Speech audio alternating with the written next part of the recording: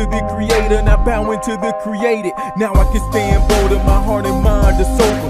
Looking to see a sign, my staff turned to a cobra. With magic they did the same, refused to fear his name. Hearts remain hard till their firstborns were slain. The knowledge you have is vain. Chakras and kundalinis, Kabbalah, tree of life, witchcraft and genies, mystery school teaching. Of course it gotta be right, you know it all. Somebody gain eternal life. Were you there when he made the earth? When he formed man's bones, only used the dirt? Were you there when he made the planets? Please tell me how he did it if you understand it. Were you there when he made the heavens? And all their array rested on the seventh. All you have is speculation and theories. Gave us basic commands, we comprehend them clearly. What's the purpose of living? What's the purpose of dying? Who do you believe when everybody is lying? How do you wait fire? Count the sands of the seas. Tell me how many stars throughout the galaxy. Some things only God knows. If questions linger in your mind till your eyes close. But here's something you can understand. Fear Yah and His commands, the duty of man. While you still have a chance, fear Yah and His commands, the duty of man. While you still have a chance, fear Yah and His commands, the duty of man.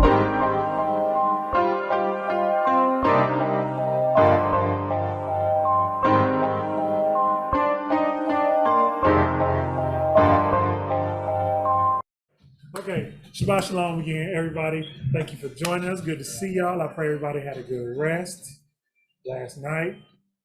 Ate good, slept good. Like I said, we were just testing out something new with the mics, trying to see if we could get a more pleasant audio quality when we do the re-uploads and the editing. And as Rev said, to bring down my anxiety while we're recording from all the other noises going around. This is live in advance to those who are seeing it when it goes up on YouTube for the first time. If you hear the other noise and stuff in the background, it's the rest of the house. It's a live study. So that's what it is.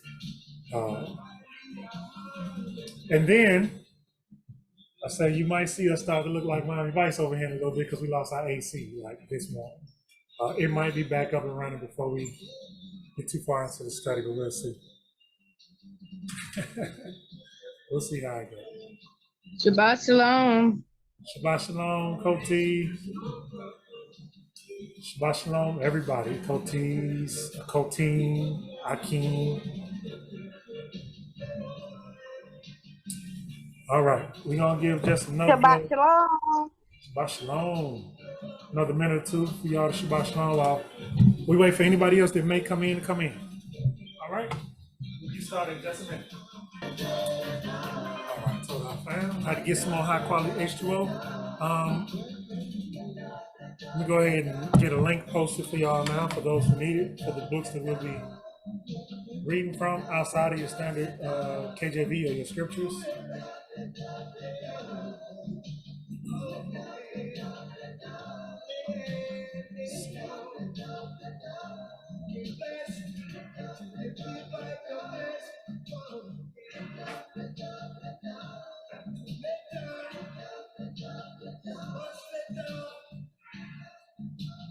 Today we'll be reading from Genesis, continuing in Genesis, also from Jubilees,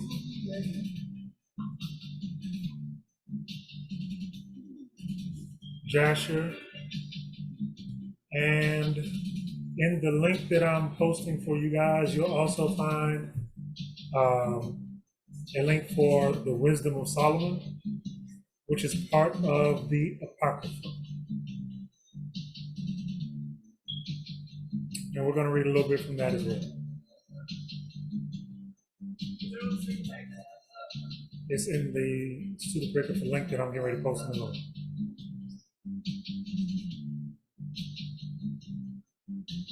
I don't know. I don't really use sacred text much, unless it's something I can't find here. So I don't know. Yes. Okay, so there's the link for anyone who needs it.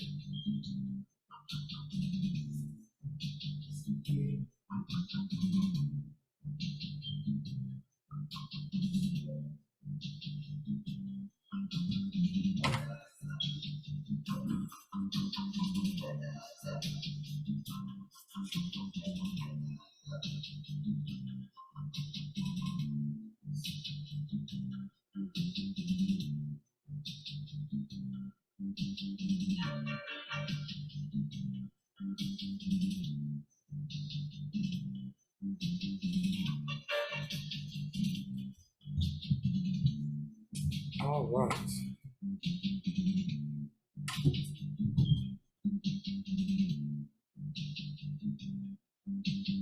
Has everybody got the tools they need at hand?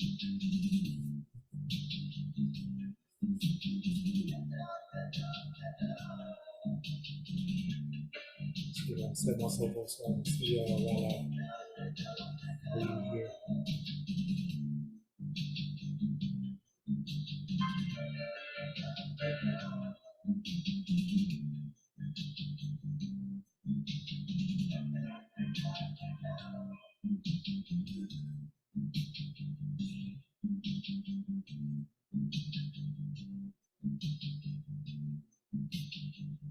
I won't be able to see the chat often while we're going through this now, so Ray, if it's a question or a comment that we need to address, just let me know if I miss it, if you don't mind.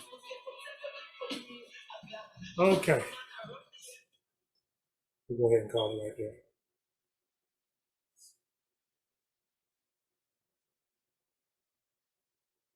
All right, fam, let's do it.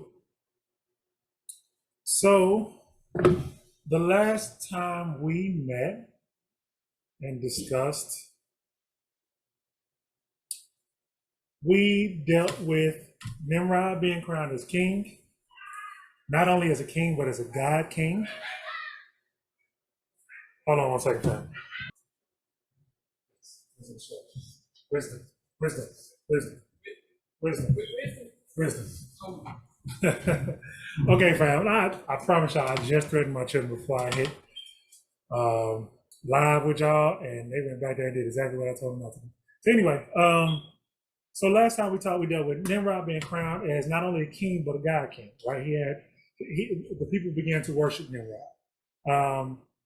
He thought he killed Abraham, who escaped and went to go study with Noah and Shem. Right? He did that up to the age of 39. Yes, 39.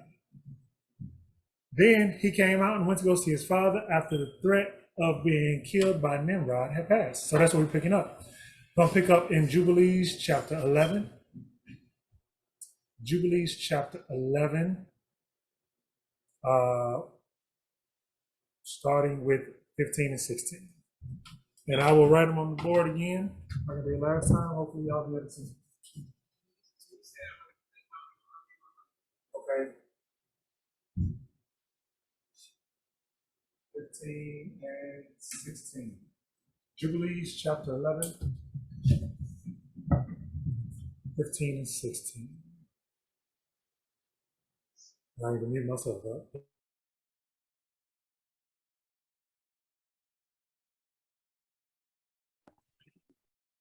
And the child began to understand the errors of the earth, that all went astray after graven images and after uncleanliness. And his father taught him writings. And he was 2 weeks of years old, and he separated himself from his father, that he might not worship idols with him. And he began to pray to the Creator of all things, that he might save him from the errors of the children of men, and that his portion should not fall into error after uncleanliness and vileness. So here we have Abraham has left the house of Shem and Noah, has gone back, and at this point, it's not sitting well in his spirit. The things that were going on in his father's house, he sees the idolatry, and he goes to the Heavenly Father because he's at this point concerned that, you know, not just for mankind, but he knows that he should have a portion, and he don't want to fall into the same thing that his father's fallen into. Let's go to the book of Jasher. Jasher 11 and chapter 1. Jasher chapter 11.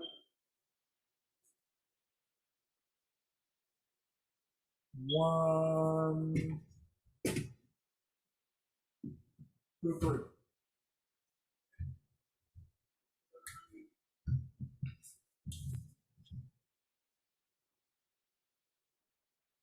Try. And Nimrod, son of Cush, was still in the land of Shinar. He reigned over it and dwelt there. And he built cities in the land of Shinar. And these are the names of the 4 cities which he built. He called their names after the occurrence that happened to them in the building of the tower. And he called the first Babel, fame, because the master, they confounded the language of the whole world. So pause right there. Wait. Okay. So just enough to check. That sound was okay. There was no feedback as she was reading because I never closed my mic. If it was okay, just give me a second. So somebody asked, was the Tower of Babel completely destroyed, or okay, I'll mute it next time. Hold on. And I think that was you, sister. Asked, was it completely destroyed or what? But we get a little bit more detail about the destruction in Jubilees. Let's jump back to Jubilees 10 and just read 21 real quick. And it shows you, well, no, start at 21 and go through 26. And it shows you exactly what happened with the destruction of the tower. Jubilees 10, 21 through 26.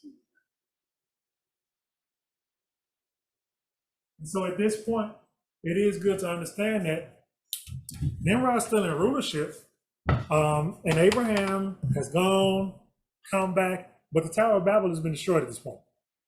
But Nimrod's still doing his thing. You know what I'm saying? Like, that didn't stop Nimrod from doing what he was doing. Okay, so I'm gonna mute my mic. Go ahead. Jubilees 10, 21 through 26.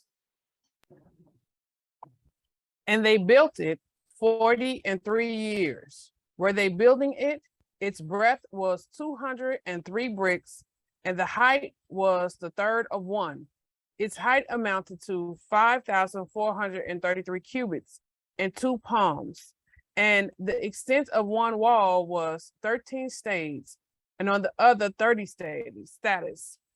And the master Yahuah said unto us, behold, they are one people, and this they began to do. And now nothing will be withholden from them. Go to and let us go down and confound their language, that they may not understand one another's speech, and they may be dispersed into cities and nations, and one purpose will no longer abide with them till the day of judgment. And the master descended, and we descended with him to see the city and the tower which the children of men had built. And he confounded their language, and they no longer understood one another's speech. And they ceased then to build the city and the tower. For this reason, the whole land of Shinar is called Babel, because the master did there confound all the language of the children of men. And from this they were dispersed unto their cities, each according to his language and his nation. And the master sent out a mighty wind against the tower and overthrew it upon the earth. And behold, it was between Ashur and Babylon in the land of Shinar, and they called its name Overthrow. Okay, hold on. So a couple things there. For anybody wondering, when we get that measurement of the 5,433 cubits, it amounts to approximately, I looked it up, it's like 2,484 meters, 5,150 feet, or somewhere in the neighborhood of like 1.6 miles high. 1.6 miles. Okay. Interesting though, from here in Jubilees, we read that the master descended and we descended, right? So it's like we going down there to see what's going on. The master descended and we descended. And it says the master sent a mighty wind against the tower and overthrew it on earth. Keep in mind that Shinar, when it says that it was between Ashur and Babylon in the land of Shinar, Shinar is in Hebrew what we refer to as in modern day Sumer or Samaria, right? So Shinar or Sumer or Samaria was big enough that both Asher and Babylon were inside Shinar or Samaria. And that's why people look at it like it was a big culture. It was. It was a huge population. It was definitely a superpower in the earth at that time. I know America is the superpower now, but back then that was the superpower. Let's go back to Jasher 11, picking up at verse 3. Jasher 11, picking up at verse 3. We're going 3 through 6.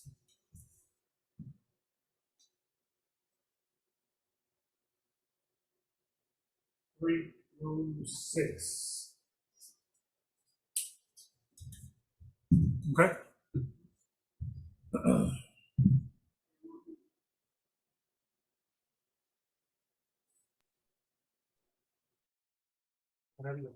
And he called the first Babel, saying, because the master there confounded the language of the whole earth. And the name of the second he called Erech, because from there Yahuah dispersed them. And the third he called Akkad, saying there was a great battle at that place called Calna, because his princes and mighty men were consumed there, and they vexed the master. They rebelled and transgressed against him.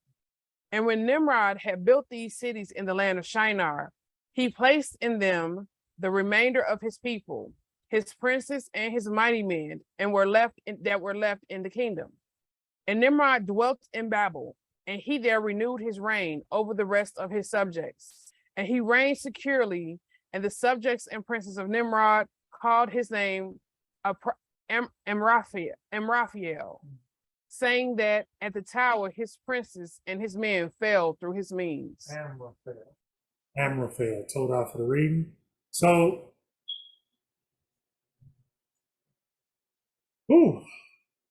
those cities, we got Erech, Ehad, not Ehad, I'm probably pronouncing that wrong, but Eched, or however that's pronounced, and Calna. This is where some of his princes and mighty men were consumed. Now, you can take mighty men to mean great warriors in battle, or you can take mighty men to mean there was some more Nephilim there. It's very possible. They were doing the same things they were doing before the flood. And then this other place was called what it was called because this is where they were consumed, right? So Nimrod built these cities. Now we got 3 more cities in the land of Shinar. So that's a lot of cities. It's a big place. Then it says they called Nimrod there Amraphel, saying at the tower his princes and his men fell through his means. So they called Nimrod Amraphel. Amraphel.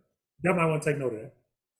What does Amraphel mean? And what does it mean that his princes and his mighty men fell by his means?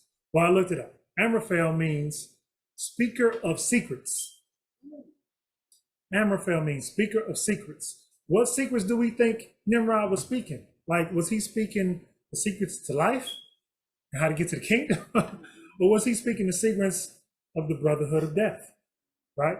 Keep in mind, we delineating 2 sides of a priesthood, a righteous priesthood and a wicked priesthood, sons of light, sons of darkness. And so that's going to be the thing, the 2 spirits in the earth all this time.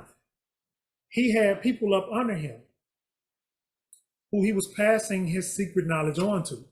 You know what I'm saying? Okay.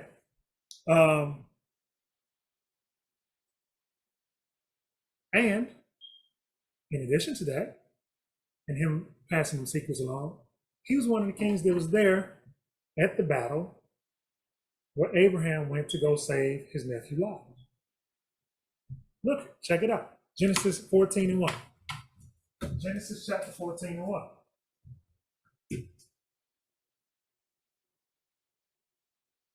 Just to keep things in context. This guy was still around at this point. Lived a long time. Genesis chapter 14 and verse 1, whenever you're ready.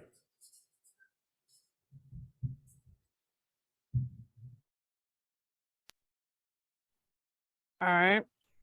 And it came to be in those days of Amraphel, sovereign of Shinar. Was he king of Shinar. China? All those cities was under him. He was the king of all of them, and he had rulers separate under him. They were princes and mighty men. That's what it said. Go ahead.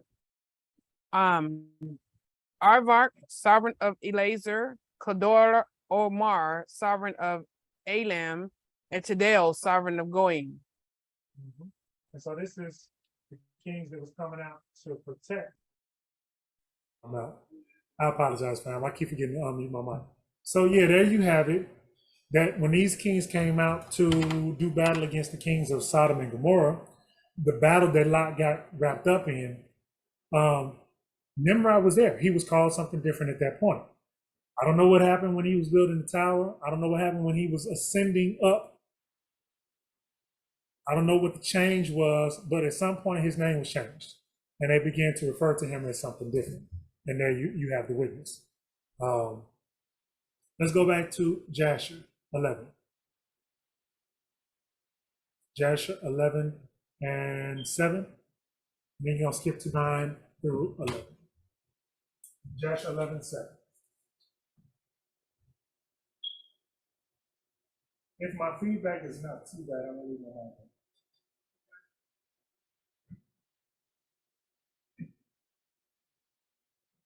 Maybe I can talk with you.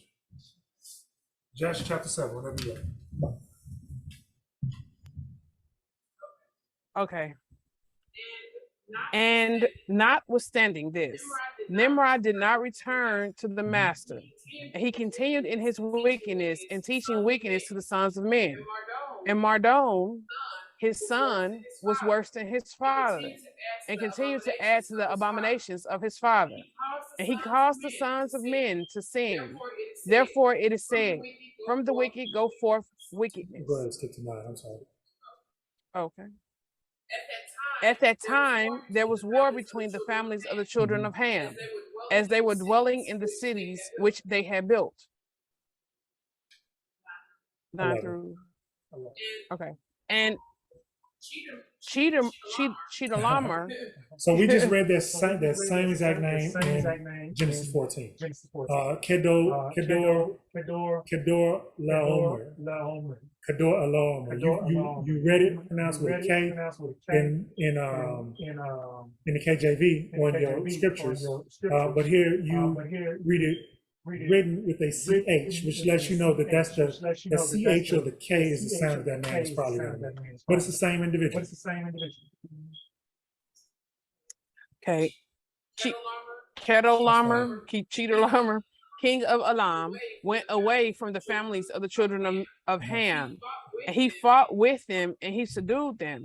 And he went to the 5 cities of the plain, and he fought against them, and he subdued them, and they were under his control. And they served him 12 years, and they gave him a yearly tax. Kedorlaomer was obviously strong. Those 5 cities of the plain, and the plain is the same plain where the kings went out to do valley, where they referred to it later as the Valley of the Kings, where Melchizedek the torch was passed. We're talking about the same general area, right? He was strong enough to defeat them in that battle and ruled for 12 years and put a tax on the people. So now he's running things. What does Kedorlaomer mean in the Bible? It means servant of Lagmaru. So that was one of the deities that obviously he was serving. He was coming in the power of who he was serving, and he ran the table. It says, following the discovery of documents written in the Elamite language, he was the king of Elam, and Babylonian language, it was thought that Kedorlaomer is a transliteration of the Elamite compound Kedor Lagmar.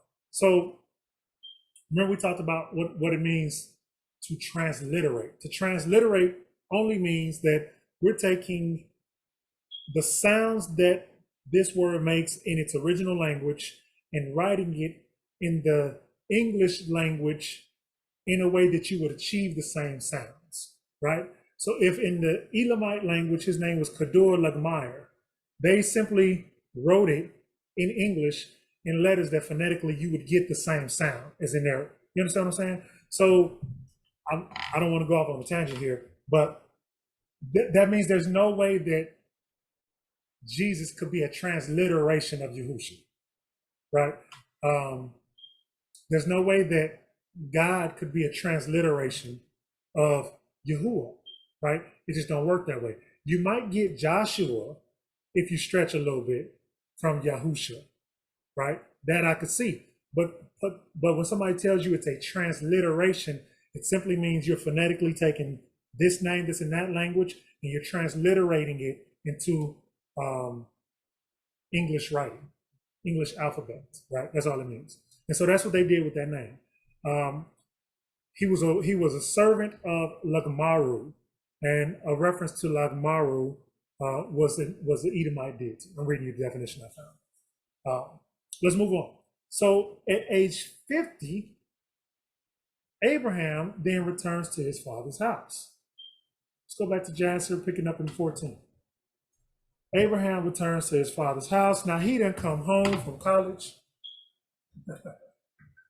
Jasher 11 and 14.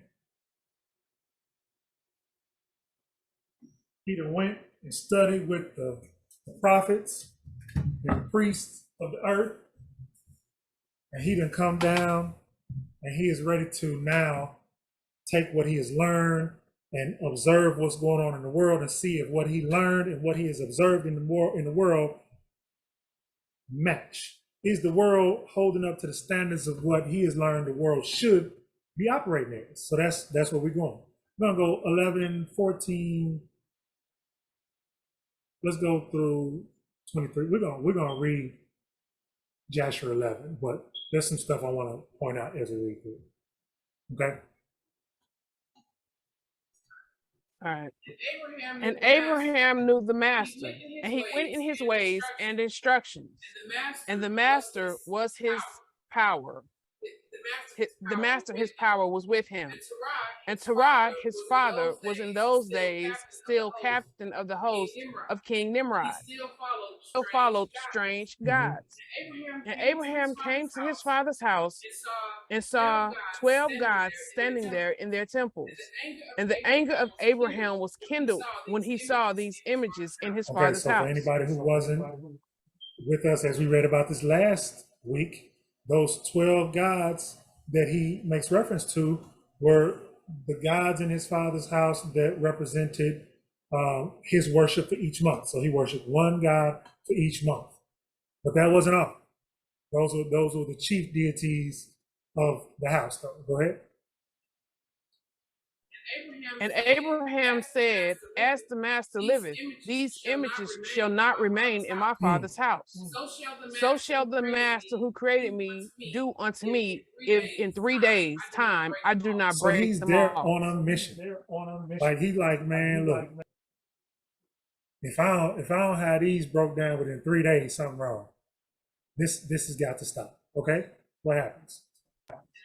And Abraham went from them, and his anger burnt within him. And Abraham hastened and went from the chamber to his father's outer court. And he found his father sitting in the court, and all his servants with him. And Abraham came and sat before him. So now everything that we read going forward, you're gonna read some stuff that Abraham does and says, and if you don't remember what he just said, in 3 days I'm tearing these gods up, right? Then you may look at it and be like, dang, was Abraham really sacrificing to the gods? Dang, was Abraham? But he had a strategy, right? And so he goes to his father, finds his father sitting with them friends and them outside, and in his mind he has a pretext in order to do what needs to be done. And that's how he's approaching them going forward. Picking up in 19. And Abraham asked his father, saying, Father, tell me, where is God who created the heaven and the earth, and all the sons of men upon earth, and who created thee and me? And Terah answered his son Abraham and said, Behold, those who created us are all with us in the house. And Abraham says to his father, my master, show them to me, I pray thee. And Terah brought Abraham into the chamber of the inner court. And Abraham saw, and behold, the whole room was full of gods of wood and stone. 12 great images, and others less than they were without so number. now you got the 12 great images and others that were smaller than them, but also their size probably signified that they were not as powerful as the other gods in Terah's mind. And it says that it was so many of them, he didn't even try to count. That's how many gods Terah had in his house in Babylon. Now remember, when we go forward to our captivity in Egypt, we found out that they had 360 plus gods, right? They had more than a god to worship for every day of the year. Here we are before Egypt, and I submit to you that it's very possible that here in ancient Babylon, under Nimrod, they was worshiping those same gods that they began to worship later in Egypt. They just transferred over. Whenever you're ready. And Terah said to his son, behold, these are they which made all thou seest upon the earth, which created me and thee and all mankind. And Terah bowed down to his gods, and then he went away from them. And Abraham his son went away with him. And when Abraham had gone from them, he went to his mother and sat before her. And he said to his mother, behold, my father has shown me those who made heaven and earth and all the sons of men. Now therefore, hasten and fetch a kid from the flock and make of it savory meat, that I may bring it to my father's gods as an offering for them to eat. Perhaps I thereby become acceptable to them. If they a thing, if they in any way got any power, let's see. Let me test them out, right? Because I'm sure, like when he first said to them, yeah, my father showed me the guys that created us. It reads to me like it was a sarcastic statement in the first place, like respectful, but yeah, he showed me. Make me some. Yeah, make some meat. Let me bring an offering to him. Let's see. I want to watch him eat the offering. You know, maybe they will accept me like they accept you and Pops. Let's see what if that happens. And his mother did so. And she fetched a kid and made savory meat thereof and brought it to Abraham. Mm-hmm. And Abraham took the savory meat from his mother and brought it before his father's God. Mm-hmm. He drew nigh to them that they might eat. And Terah his father did not know it. And Abraham saw on the day when he was sitting amongst them that they had no voice, Mm-hmm. no hearing, no motion, and not one of them could stretch forth his hand to eat. And Abraham mocked them and said, surely the savory meat that I prepared has not pleased them, but perhaps it was too little for them. And for that reason, they would not eat it. Therefore, tomorrow I will prepare fresh savory meat, better and more plentiful than this, in order that I may see the result. Now, come on. It says clearly that he was mocking, right? Like he didn't believe that they had any power whatsoever, or he wouldn't have been, as Coty said, being smart. He wouldn't have been being smart. But you know how we talk, fam. We bruise. We all talk the same, right? Yeah. Oh, okay. Perhaps it wasn't enough. You know, we'll get more tomorrow, and then they'll eat. Maybe I insulted them by not giving them. You know when you're saying something that you know ain't the case, you're like, facetiously. It's a $10 word. I like that. Yeah, he was being facetious, as my daughter said. Absolutely. I agree. So what happens next? And it was on the next day that Abraham directed his mother concerning the savory meat. And his mother rose and fetched 3 fine kids from the flock. And she made them some excellent savory meat, such as her son was fond of. And she gave it to her son Abraham. And Terah his father did not know of it. And Abraham took the savory meat from his mother and brought it before his father's gods into the chamber. And he came near unto them that they might eat. And he placed it before them. And Abraham sat before them all day, thinking perhaps they might eat. And Abraham viewed them, and behold, they had neither voice nor hearing, nor did one of them stretch forth his hand to eat the meat. And in the evening of that day, in that house, Abraham was clothed with the spirit of Yahuah. What happened? Ruach fell heavily upon him. Abraham has tested his father's gods to see if they had any power. He already had an idea that this was trash, that they was trash. I'm thinking of some other word, but they was trash. I don't want to say those words, but and in his assessment of the situation, the Most High deemed it to be a righteous assessment. He said, okay, now take this with you. What you do now going forward, I want you to go forward in this spirit. And so that's the spirit that he moved from here on. Go ahead. And he called out and said, woe unto my father in this wicked generation. That sounds like a proclamation. Go ahead.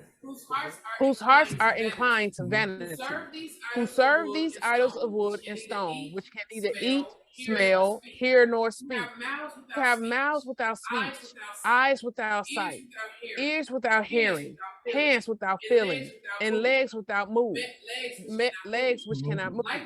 Like them are those that made them and that trust in them. That lines exactly up with, I think it's either Ezekiel or Jeremiah that talks about the false prophets, those with eyes that cannot see, ears that cannot hear, and even Israel that's being done in the time, right?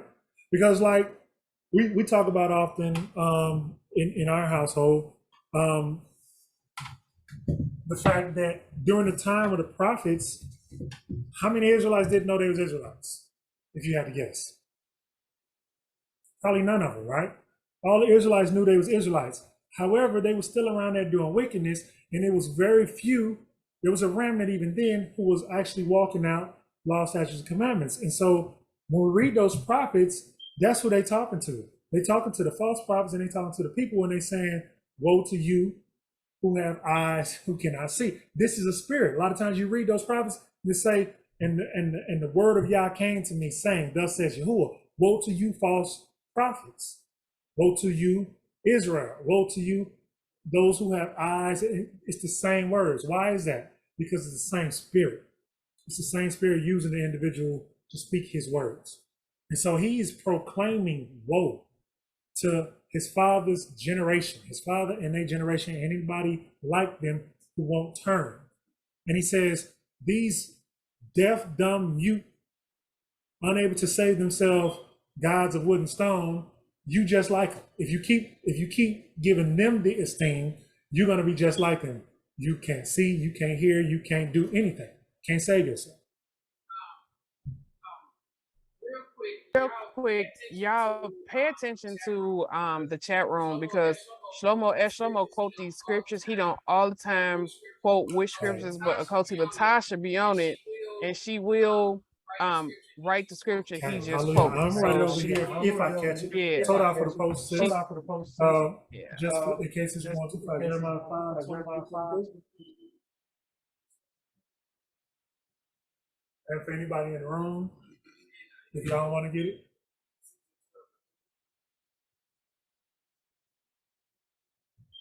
Precepts. Found precepts. We talked about that last night. Hold on. Okay, go ahead. I apologize. And when Abraham saw all these things, his anger was kindled against his father. And he hastened and took a hatchet in his hand. And he came into the chamber of gods, and he broke all his father's gods. And when he got done breaking the images, he placed the hatchet in the hand of the great God, which was there before them. And he went out. And Terah his father came home, for he had heard at the door the sound of the striking of the hatchet. Yo, somebody in your house making a bunch of ruckus. You're like, wait, let me see what's going on here. That's what happened. And so Terah came home, for he heard at the door the sound of striking hatchet. So Terah came into the house to know what this was about. And Terah, having heard the noise of the hatchet in the room of images, ran to the room to the images, and he met Abram going out. Broke up about these guys being tore up. And Terah entered the room and found all the idols fallen down and broken, and the hatchet in the hand of the largest, which was not broken.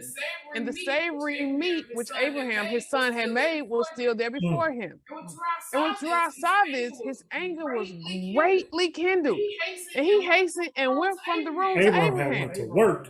Abram took that hatchet. I'm thinking axe more likely, and went to work on them guys, man. And he found Abram still sitting in the house. And he said to him, "What is this work that thou hast done He to said my Abraham God?" sitting there like he ain't did nothing, right? He's sitting there like, huh? What's going on, Pops? Popcorn. You over there? He over there distressed. Abraham watching, running there this way, looking there. What the hell going on? Oh no! Crying out all that. Run back in there. Look at Abraham. Abraham sitting probably eating on some savory meat since they wasn't eating it. And he looking at Abraham like, "What did you do?" And Abraham answered Terah his father and said, "No, not me, master. For I brought the savory meat before them. And when I came near to them with the meat that they might eat, they all at once stretched forth their hand to get the meat before the great one had put forth his hand to eat. And the large ones saw their work that they did before him. And his anger was violently kindled against them. And he went and he took the hatchet that was in the house, and he came to them and he broke them all. And behold, the hatchet is yet still in his hands. You see it. They all went to grab for the meat before he had his turn. And he was like, "You know I'm supposed to go first," and he chopped all of them up. There it is, that hatchet. That's the proof, right? Goodness, fam. And this how it be, right? Go ahead. And Terah's anger was kindled against his son Abram. When he spoke, he said this. And Terah said to Abraham's son, when he spoke this, and Terah to Abram, his son, in anger, "What is this tale that thou hast told? Thou speakest lies to me. Is there in these God's spirit, soul, power to do all that thou hast told me? Are they not just wood and stone, and have not myself made them? And canst thou speak such lies, saying that the large God that was with them smote them? It is thou that didst place the hatchet in his hand, and then saith he smote off." And Abram answered his father and said to him, "And how canst thou then serve these idols in whom there is no power to do anything? Can these idols in which thou trusted deliver thee? Can they hear thy prayers when they callest upon them? Can they deliver thee from the hands of thy enemies? Or will they fight thy battles for thee against thy enemies? That thou shouldst serve wood and stone, which so are here." The thing about this is, like, when this is translated, it's translated in the same time that they translated KJV, right? So you get all those thous and these and canst thou and all of that. So it's a little tricky, but basically he's like, look, man, he did it. His father's like, man, they don't live and breathe. It's an inanimate object. You're lying. And Abraham is like, okay, so you know they don't live and breathe? So you know they have no power? So you know they can't even save themselves? But you worship. Like, how do you put your trust in them to save you, and he couldn't save himself? Please help me make sense of that. Make it make sense to me. That's basically what Abraham said. Make it make sense to me, please. These questions that he asked him are very important, considering that the master consistently delivered us. The master consistently, if we look at the story of Israel wandering through the wilderness, he delivered us over and over and over again. He fought battles for us over and over and over for us again, and still does to this day when we are operating in his obedience. So the questions he asked him didn't just apply to them, but it's like Abraham's understanding that I serve a power who is a living power. You hear people say that? I serve a living God. He said, I serve a living power. I do not serve or worship dead idols. That's what he's trying to get through to him, right? And so I just came against your idols, and if they were so powerful, I sat up there, I mocked them, I knocked their heads off their shoulders, you know what I'm saying, made fun of them, came in here, you crying at the age of 70, 80 over these statues of wood and stone, and I'm sitting here eating chicken and popcorn or whatever. You know, I'm joking, but I'm eating whatever, and you've totally lost it. What's going on, man? So that's what's going on here. 44 through 49.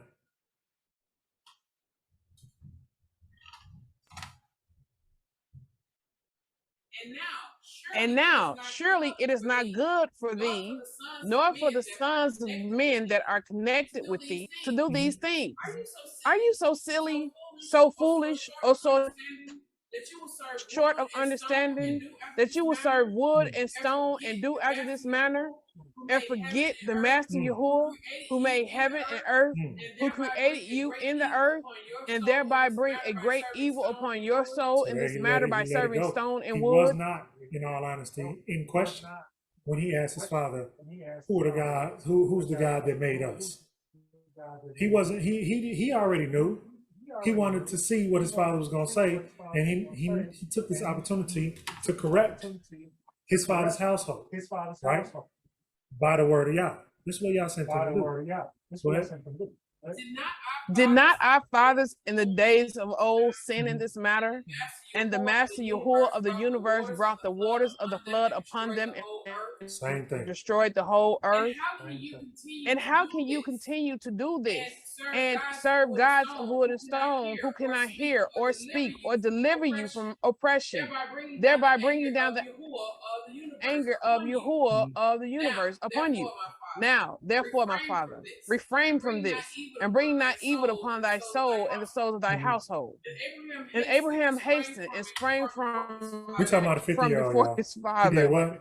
He sprang. He How you hastened sprang? and sprang. Talk about a 50-year-old. He sprang from before his father.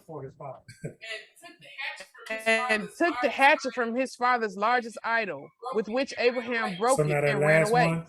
He went on and knocked him off too. And then ran. For his father grabbed hold of him.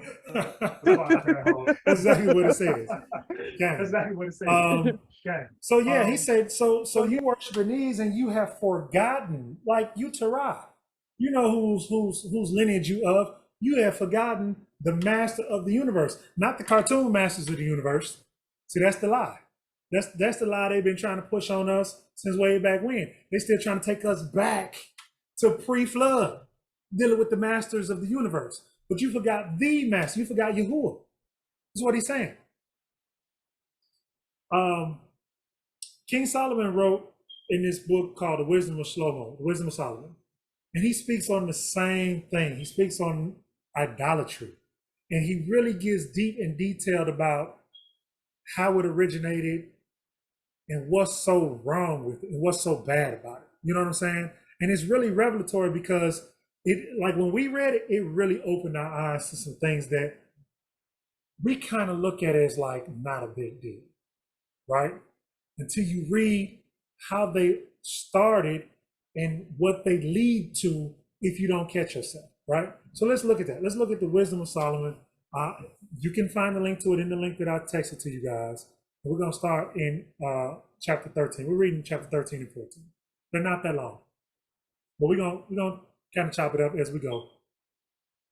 Wisdom of Solomon, or Wisdom of Shlomo, starting at chapter 13 and verse 1. Koti said he covered them from the desert sun and warmed them in the, absolutely, children of Israel. He sure did. But why did he go tell on Abraham? Like you a telltale lie. Okay. All right, Wisdom of Solomon, 13. Are you there? Starting at 13. Go ahead, whenever you're ready. For all men who are ignorant of Yahuah were foolish by nature, and they were unable from the good things that are seen to know him who exists, nor did they recognize the craftsman while paying heed to his works. all men who are foolish, who are ignorant of Yahuah, are foolish by nature. That's one statement in itself. You don't know Yah, that makes you foolish. He says they were unable from good things that are seen to know him who exists. In other words, by looking at nature, unlike the door, I'll get the mail. I'm sorry. They're unable to look and go out in their garden, and observe nature like Yahushua taught us to do, and understand Yah by observing the things that are seen. That's what he's saying, right? Nor do they recognize the craftsman while paying heed to his works. So who's the potter, right? So to understand the creations outside and their creator is the same as understand the craftsman and his creation. It has no breath, it has no life. It was created, it was formed. The one who created it is greater than the created. All that in one verse. Would you agree? Hallelujah. Okay. But now, just like in grade school, that's his opening line. Everything else we read is about that. He's gonna dig into that as we go forward. Close the door, please. Thank you, sir. Keep that little bit AC we got in. Appreciate you. All right, go ahead. But they suppose that either fire or wind or swift air or the circles of the stars or turbulent waters or the luminaries of heaven were the gods that rule the world. If through delight in the beauty of these things men assume them to be gods, let them know how much better than these is their master, for the author of beauty created them. And if men were amazed at their power in working, let them perceive from them how much more beautiful, how much more powerful is he who formed them. For from the greatness and beauty of created things comes a corresponding perception of their creator. Yet these men are little to be blamed, for perhaps they go astray while seeking Yahuah and desiring to find him. For as they live among his words, they keep searching and they trust in what they see, because these things that are seen are beautiful. As we were first trying to understand the priestly calendar, one of the first things we learned to do was look for the moon, because we were reading about the new moons. And in reading about the new moons, we were trying to figure out when a new moon was. Was it the first sliver of the moon? Was it the full moon? Was it the last sliver of the moon? And then you start counting. And so we're trying to observe visible things to understand Yah, as opposed to understanding Yah, his order, and then having faith that when he say he's going to be there, whether you see him or not, he's there, right? So looking for the visible thing to put your trust in. We all do that, and they did that thing. Okay? Yet again, not even they are to be excused.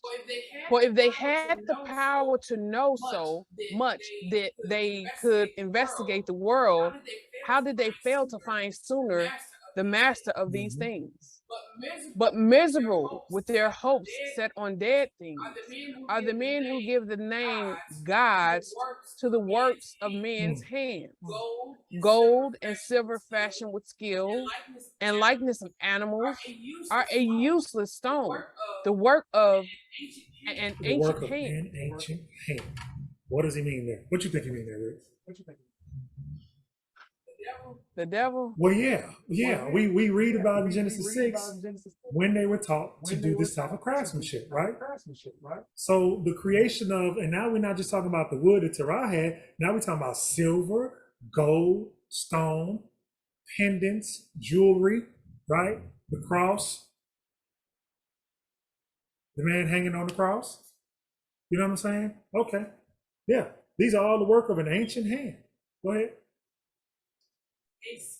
A skilled woodcutter may saw down a tree easy to handle and skillfully strip off all its bark And then with pleasing workmanship, make a useful vessel that serves life's need, and burn the cast off pieces of his work to prepare his food and eat his fill. But a cast off piece from among them, useful for nothing, a stick, crooked and full of knots, he takes and carves with care in his leisure, and shapes it with the skill gained in idleness. He forms it like the image of a man. I'm just writing what we're doing here. Wisdom of Shlomo, 13 and 14. So this craftsman that we're reading about here, as an example, he says he may use the wood for something useful, right? A vessel. We need a vessel. It's something useful. There's nothing wrong with that. That's not a sin. He may take the scraps, cook the food with it. No big deal. But then in his what? Idleness, you've taken now and not even thinking about it, you started carving something that becomes a big deal, right? That's important. In the idleness, how do we commit idolatry in our idleness, right? Okay, go ahead. Or makes it like some worthless animal, giving it a coat of red paint and coloring its surface red and covering every blemish in it with paint. Then he makes for it a niche that befits it and sets it in the wall and fastens there with iron. Sounds like yes, some kind of mess. Sound like honestly, it sounded like perhaps a stag covered in blood. He makes an animal covered in red paint. Yeah. Then so he takes thought for it that it may not fall, because he knows that it cannot help itself, for it is only an image and has need of help. When he prays about possessions and his marriage and children, he is not ashamed to address a lifeless thing that you have to protect, Terah. You have to, it's something that you got to take care of. And we could, again, I don't know who all ever used to pray to Jesus. I mean, a physical image. I know that it's done in some churches. Not often in Christian churches do I see people literally, like in the Catholic churches, praying down to an image. However, we have to acknowledge that when we were in church, as I was facing Pastor, and Pastor was up on that pulpit, behind Pastor on the pulpit was a cross. I don't think there was Jesus on the cross in my church, but it was a cross. It was an image of wood, and at your church you said it was actually Jesus on the cross. That's grotesque. Like, if we think that's grotesque, to have the carved image of a dead or dying individual hanging on your wall. Remind me of the video you was watching the other day with the clothes hanging from the churches of the slaves that they, or the people that they murdered and killed. Hey, you had Jesus on yours? Yeah. It's done. It's done. I don't know how often, but it is done. And so there you are asking it for your daily needs when it can't provide you anything. Go ahead. Shamelessly. For health, he appeals to a thing that is weak. For life, he prays to a thing that is dead. For aid, he entreats a thing that is utterly inexperienced. For a prosperous journey, a thing that cannot take a step. For money making, and work and success with his hands, he asks strength of a thing whose hands have no strength. The guy who wrote this is very, very eloquently put. Remind me kind of like how the way Josephus writes a little bit. Let's go on to 14. Again, one preparing to sail and about to voyage over raging waves calls upon a piece of wood more fragile than the ship which carries him. We talked about this before. Y'all remember we were talking about all the patron saints in like Catholicism. You got, and this is one that I've experienced. Someone told me. I asked them when I began to understand what these saints were. I was like, "What is that you have? What you wearing?" Just out of curiosity. Well, this is, I don't know who they said, Saint such and such, the patron saint of travel. That's what it sounded like he described it here. Like for safe travel, you call on this God, you took this, you put it on your neck, and now you all that. You've seen people do that. I'm not making that up, right? You've seen people do that, right? Okay. Crystals too? Yeah, just as bad. Go ahead. Said wood and stone. But it was desire for gain that planned that vessel, and wisdom was the craftsman who built it. But it is thy providence, O Father, that steers its course, because thou hast given it a path in the sea and a safe way through the waves, showing that thou canst save from every danger, so that even if a man lacks skill, he may put to sea. So I mean, all that, you got the wood, you got the some of those ships they used to carve the saints on the front of the ship. They'll be on the mast, on that thing that stick. I think that's the mast that sticks out in the front of the ship. You have a patron saint on the front of it. Not understanding it was this Yah. If they make it from their starting point to their end point, it was always Yah. It wasn't the piece of wood. It wasn't the gold. It wasn't the silver. And this is not saying that you can't have jewelry. I don't want to I don't want to be misunderstood or this to be misinterpreted. That's not what it's saying. It's clearly talking about worship. It's clearly talking about power vested in something that has no power itself. You got to understand who your power is and by whom all things operate. By the power of whom all things operate. And that supersedes even the Melachim, right? Okay. It is thy will that works of thy wisdom should not be without effect.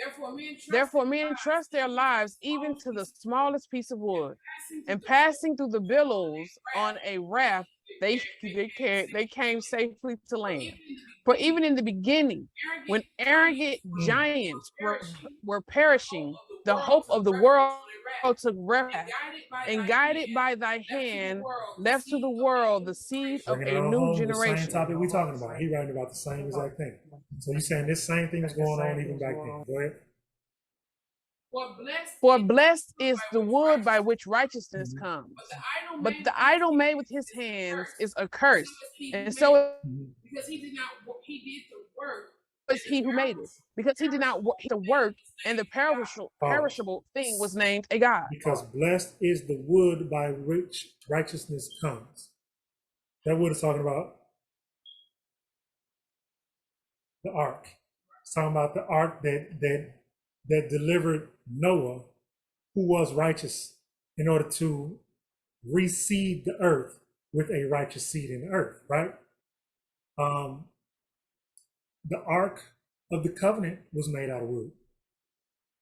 That was also a wood that was blessed because righteousness was coming forth. But it wasn't the wood. You understand what I'm saying? It wasn't the wood that was a blessing. It was the fact that there was a covenanted seed in both.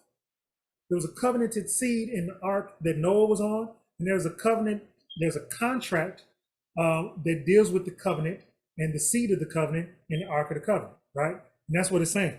It's not the actual wood. It ain't what's literally in the wood. It's the contract. It's the agreement. It's the obedience. It's the Heavenly Father. Okay? But the idol made with hands is a curse, and so is he who made it, because he did the work, and the perishable thing was named a god. For equally hateful to Yahuah are the ungodly men and his unrighteousness. For what was done will be punished together with him who did it. Therefore, there will be a visitation also upon the heathen idols, because thou part of what Yahuah created, they became an abomination and became traps for the souls of men and a snare to the feet of the foolish. For the idea of making idols was the beginning of fornication.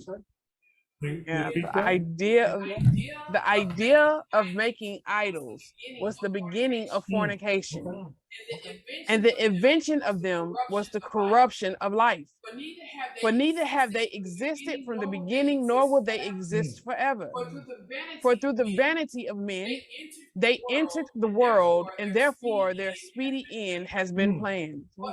For a father consumed with grief at an untimely bereavement, made an image of his child, who had been suddenly taken from him. So like the fallen, Genesis 6, or even like the rulers of old, the great men of renown, whose children was taken from them suddenly.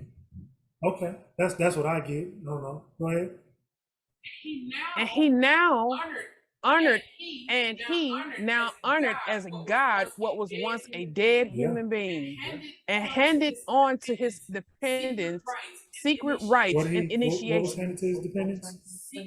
Secret rights and initiation. We talking about something of old.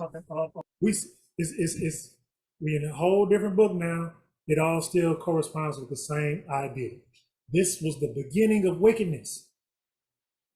And people were doing this in secret, passing it down to their lineage, telling them it's on the hush hush between us. This is how we're going to rise up. This is how we remain in rulership. These are our secret rights of our initiation. This is our sacred order. That's a priesthood. That's a priesthood that's in earth today. Go ahead. Then the ungodly custom, grown strong with time, was kept as a law, and at the command of monarchs, graven images were worshipped. When men could not honor monarchs in their presence, since they lived at a distance, they imagined their appearance from far away, and made a visible image of the king whom they honored, so that by their zeal they might flatter the absent one as thought present. Then the ambition of the craftsmen impelled even those who did not know the king to intensify their workmanship. For he, perhaps wishing to please his ruler, skillfully forced the likeness to take a more beautiful form. So like a filter. Put a filter on. Now I'm joking, but I mean, like, we got to remember that when we're talking about, especially those ancient kings and rulers, a lot of times they were Nephilim, right? They were the mighty men of old, great men of renown. Some of them were giants, some of them weren't, but a lot of times they were Nephilim. And so when it says they were being worshipped, they were being worshipped as gods. They was like, you need worship them or they might bite your head off. Like they might have you over for dinner, but like have you for dinner. You know what I'm saying? Like, oh, we're inviting you to dinner. You didn't want to be invited to dinner back in them days because you might be invited for dinner. And so, yeah, a lot of times them people was grotesque, right? And so these people trying to worship them who may never get to see that king in person had a way to worship them in their house by having an artist create an image of them and put it on their mantle. And now you can turn to that mantle and give your worship to the king, even though he is never seen by you in real life, but you got his image on your mantle. And you can cook food and sit it before him and all that type of mess. That's how that started. We're not innocent of this, right? We did it in our community as well. Don't think so? How many of y'all had somebody had a picture of Malcolm X on their wall? How many of y'all in y'all house had a picture of Martin Luther King on their wall? Martin Luther the King. How many of y'all had a picture of Jesus on the wall somewhere? How many of y'all had a picture in y'all family's house somewhere of Robert F. Kennedy? Or either all three of them together, the Trinity. You had the Trinity on the wall. Malcolm X, Martin Luther King, and Kennedy. And who? And Tupac. Oh, that's the next generation. Yeah, once we start buying the hip hop magazines, we tearing them out and putting them on the wall. You got Tupac, Biggie, Nas, all of them, all on the wall. Barack, oh my. Because we was in the truth by that time, I was going crazy. I'm like, can you not see this is idolatry? You got to stop. You got to stop. You got to stop. Yeah, I know. I don't know if I had Tupac, but I had pictures on my wall too. You had Little Kim, that ain't count. I did not have Little Kim. Don't you tell that lie. Did not have Little Kim on my wall. Nope. We'll talk about that movie another time. Anyway, but yeah, we're not innocent of this, fam. We have all come short of this thing that we are seeking for. But let's pick it up from there, because that's what they was doing. Let's keep going. And the multitude, attracted by the charm of his work, now regarded as an object of worship, the one whom shortly before they had honored as a man. And this became a hidden trap for mankind, because men in bondage to misfortune or to royal authority bestowed on objects of stone or wood the name that ought not be shared. Afterward, it was not enough for them to err about the knowledge of Yahuah, but they lived in great strife due to ignorance, and they called such great evils peace. They called. Afterward, it wasn't enough for them to err about the knowledge of Yah by attributing any kind of power to the idols, gods of wood and stone, whatever. But then, in their strife that they were living in, to call strife peace, to call wicked good, and good wicked. Sound familiar, right? Okay. For whether they kill children in their initiations, they kill the children, initiations. Okay, gotcha. Or celebrate secret mysteries, Gotcha. or hold frenzied revels, or with strange Sound like customs. one of the ones that's lust of the flesh, wild parties. That's what it sounds like to me. They no longer, they no longer keep either their lives or their marriage pure, but they either treacherously kill one another or grieve one another by adultery. And all is a raging riot of blood and murder, theft and deceit, corruption, faithlessness, tumult, perjury, confusion over what is good, forgetfulness of favors, pollution of souls, sex perversion, disorder in marriage, adultery, and debauchery. It's crazy. He's listing all the same things we just read about that was going on that caused the flood of Genesis 6 and then some, right? He's listing all of those things that we listed, that those who were leading the way in their wicked priestly order were doing. They were promoting all of this. They were promoting the bloodlust, the sexual lust, the cannibalism, all of that. They were promoting all of that. And he's saying again here as another witness, this is what caused it. This is what caused it. And here you are trying to do the same thing. Right? For the worship of idols not to be named is the beginning and cause and end of every evil. For their worshippers either rave in exaltation,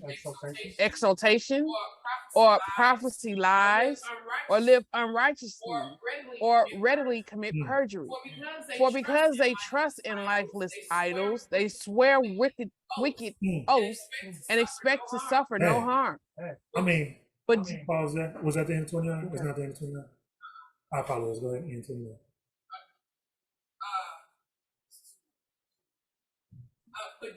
But just penalties, or just for now. For because they trust in lifeless idols, they swear wicked oaths and expect to suffer no harm. Yeah, that was okay. Sorry. It's all good. So we got there, and he's slicing them. I'm talking about that whole thing. He's slicing it up, dicing it. The worship of idols not to be named, meaning you cannot attribute a name of any kind of thing to them. In this, he uses the term God. But to use the term God attributes some kind of power to it. Like, you would do better to attribute the title of God to the fallen angels, because at least they can articulate. You know what I'm saying? They can do something. These wood and stone idols can't do nothing, right? So he said you attributing names and titles to them that should not be attributed to them. And these worshipers either rave in exaltation, they exalting something that shouldn't be exalted. They prophesy lies. We see that even today. They live unrighteously. We see that even today. Or readily commit perjury. We see that even today. Whether you're talking about the layman who walking around on our level, or whether you're talking about in political offices running the United States or even running the world. They easily commit perjury if it suits them. If, like, I can advance myself, we talk about the advancement of oneself through murder or lying or secrets and stuff like that, secret oaths. If it advances them, they will commit perjury. No problem. Trump, say something in a minute. It was a joke. I already know not to take me serious, you know. But I want to know, do you see all of these references that correspond with Isaiah? Let's go to Isaiah. We're going to read Isaiah 28, 14 through 18. Isaiah 28, 14 through 18. Because I was calling them out. I was pointing them out as she was reading them, but did you catch them? 14 through 18. Isaiah chapter 28, verses 14 through 18.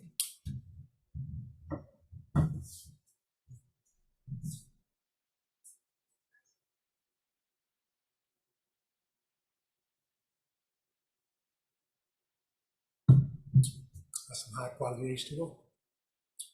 Whenever you're ready. All right. Therefore, hear the word of Yahuah, you men of scorn, who rule these people who are in So these are Jerusalem. rulers of Jerusalem we're talking about? That's the topic? Okay. Because you have said, we have made a covenant with death and with Sheol. Sheol is the Hebrew term for the grave. Sheol means the grave. It's a physical place, but it was where they buried and burned bodies, and they likened it to what they understood was the lake of fire was going to consume in the fire. So they likened with the grave. Okay. With Sheol, we have affected a vision. When the overflow scourge passes through, it does not come to us. For we have made lying our refuge, and under falsehood we have hidden ourselves. Therefore, thus says the Master Yahuah, see, I am laying in Zion a stone for a foundation, a tried stone, a precious cornerstone, a settled foundation. He who trusts shall not hasten away. And I shall make right ruling the measuring line, and righteousness the plummet. And the hail shall sweep away the refuge of the lion, and the waters overflow their hiding places. And your covenant with death shall be annulled, and your vision with Sheol not stand. When an overflowing scourge passes through, then you shall be trampled down. Crazy thing is, this is talking about the rulers of Jerusalem. This ain't talking about the world. This ain't talking about the Gentiles. This is talking about the rulers of Jerusalem. And he said, you have made a covenant with death and the grave. And in your mind, you said, because you know the prophecy, when Yah come to recompense and to reconcile, to make all this right, to atone for everything, we done made a deal with the grave. And we gonna be high now because lying has been our refuge. He's clearly saying, yeah, you think you're gonna be getting away because you made lying your refuge, but I'm coming for you directly. They're still doing this, family, even to this day. Let's look at another example. Let's go to Ezekiel 8. Let's read 8, 6 through 11.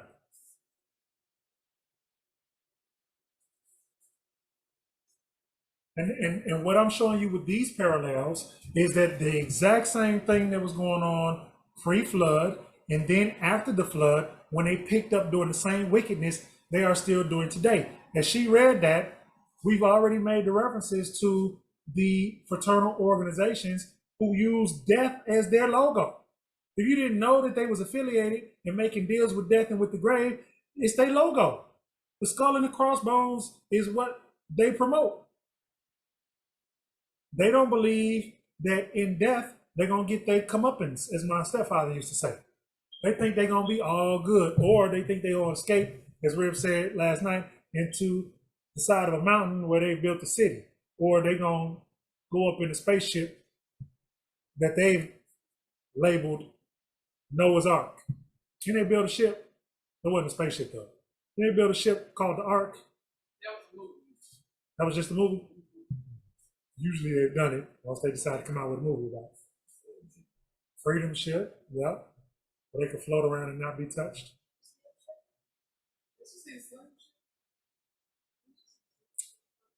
Okay, Ezekiel 8.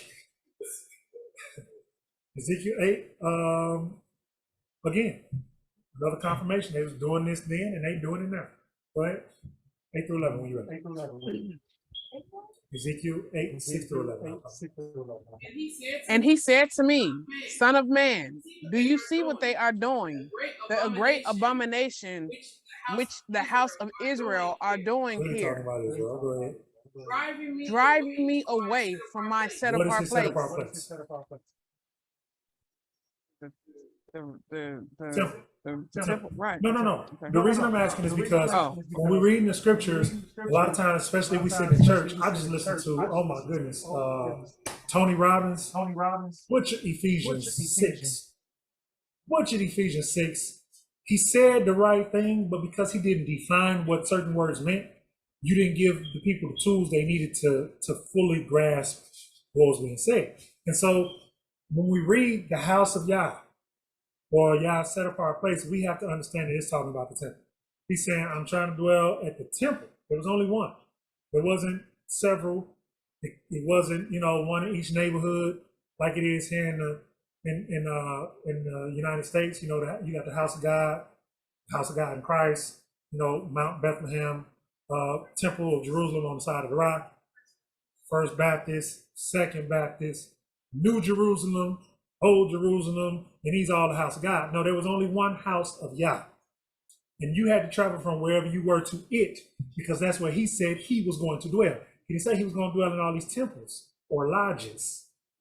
He didn't say he was dwelling in your lodge. He said he has a temple and he has a people, and he would like to dwell in them both the same. And so he's saying, I'm trying to dwell at my set apart place. Do you see what they're doing to drive me out? Go ahead. And he said to me, then he brought me to the door of the court, and I looked and I saw a hole in the wall. And he said to me, Son of man. You right. Nah, I have my mic. I'm sorry. Son of man, please dig into the wall. And when I dug into the wall, I saw said to me, go in and see the evil abominations which they are doing there.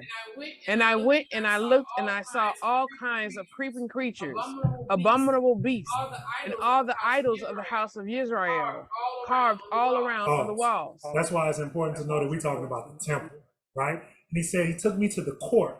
That is a reference to the outer court of the temple. These are references that help us understand. So he's talking about the temple. And in the temple, you got abominable beasts and all type of carvings on the walls. These obviously is not any of the things that Yah told him to put there, or he wouldn't have had an issue with it. Right? Okay, go ahead. And facing them stood 70 men of the elders of the earth. That's right. Oh, you're mute. I'm sorry. Yeah. I keep forgetting you push me. I'm on Okay. And facing them stood 70 men of the elders of the house of Israel. And in their midst stood Yazoniah, son of Shaphan. Each one had a censer in his hand, and a thick cloud of incense went up. The censer was just the thing that they used to burn the incense. Okay? I apologize. Go ahead through 14. And he said to me, Son of man, have you seen what the elders of the house of Israel are doing in the 70 dark? elders now. What they doing in the dark? Each one in the room of his idol. For they say Yahuah does not see us. Yahuah has forsaken the land. And he said to me, you are to see still greater of what they are doing. He brought me to the door of the north gate of the house of Yahuah, and I saw women sitting there, weeping for Tammuz. Now you at the north gate of the house of Yah. First, you've seen the 70 elders. The temple had many, many rooms. The temple had rooms for the priests to live in, right? Because it was a crew of them to maintain the temple. And so here they are in their separate rooms praying to their individual idols. You can't see them because they're in there in secret. But they're in there in secret praying to the idols. Yes, the Levitical priesthood sinned. Yes, there's a point when Yahuah had to separate for himself a righteous branch, even of the Levites, to say, okay, you doing what I told them to do, I'm doing away with them. I'm starting fresh with you. Same thing he just did with Noah and his family, right? Same thing he almost did with Moses. When the children of Israel upset him, I started to say something else in the wilderness. He said, Moses, step aside. We'll kill them all. We'll start over with you. Moses interceded on their behalf, right? And he was like, okay, you got them in order. We're going to roll with that for now. And who was they weeping for? Everybody know who Tammuz is? Tammuz. My running joke is, here's my running joke. T for Tammuz. That's a cross. Scripture say Messiah was hung on a stake. Here's a stake. That's a stake. Nailed up top, nailed down bottom. Hey, shalom, Shabbat shalom. So they was reading for Tammuz. Tammuz was the son of who? Nimrod and Amraphel, or Nimrod and who else? And Semiramis. Nimrod and his wife birthed Tammuz. The story goes, Nimrod died. What's her name? Semiramis got pregnant by the rays of the sun, and the sun represented Nimrod, and the rays of the sun impregnated Semiramis, and she became pregnant, and the sun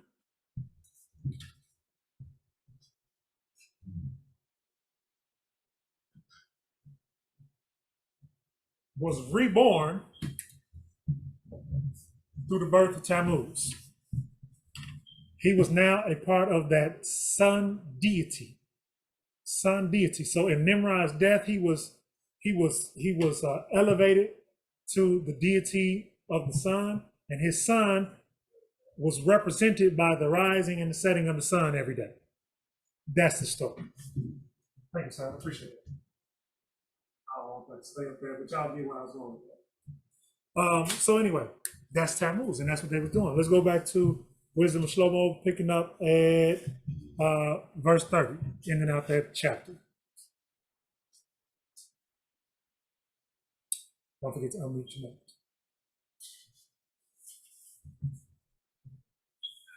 All right. But just penalties will overtake them on two counts, because they thought wickedly of Yahuah in devoting themselves to idols, and because in deceit they swore unrighteously through contempt for set apartness. For it is not the power of the things by which men swear, but the just penalty for those who sin, that always pursues the transgression of the unrighteous. Yeah, so you read that perfectly, because in that translation it says they had contempt for holiness, but because we understand, words and etymology, we understand that should read set apartness. They had contempt for set apartness. They didn't want to be set apart. They didn't want to be righteous. They didn't want to do righteousness. Last week or the week before, I talked to you guys about what it is to understand attributes, right? And I said, if you pay attention to the attributes of certain deities, no matter what nation or language they're talking about those deities or those gods they're gods in, you understand that they have the same attributes. So Tammuz has the attributes of several deities. He has the attributes of this three-pronged father, son, mother deity. Father, son, mother deity. We don't see that in Scripture. I mean, we see it as something wicked in Scripture, but we don't see that justified in Scripture. There is no queen of heaven that we're supposed to be worshiping.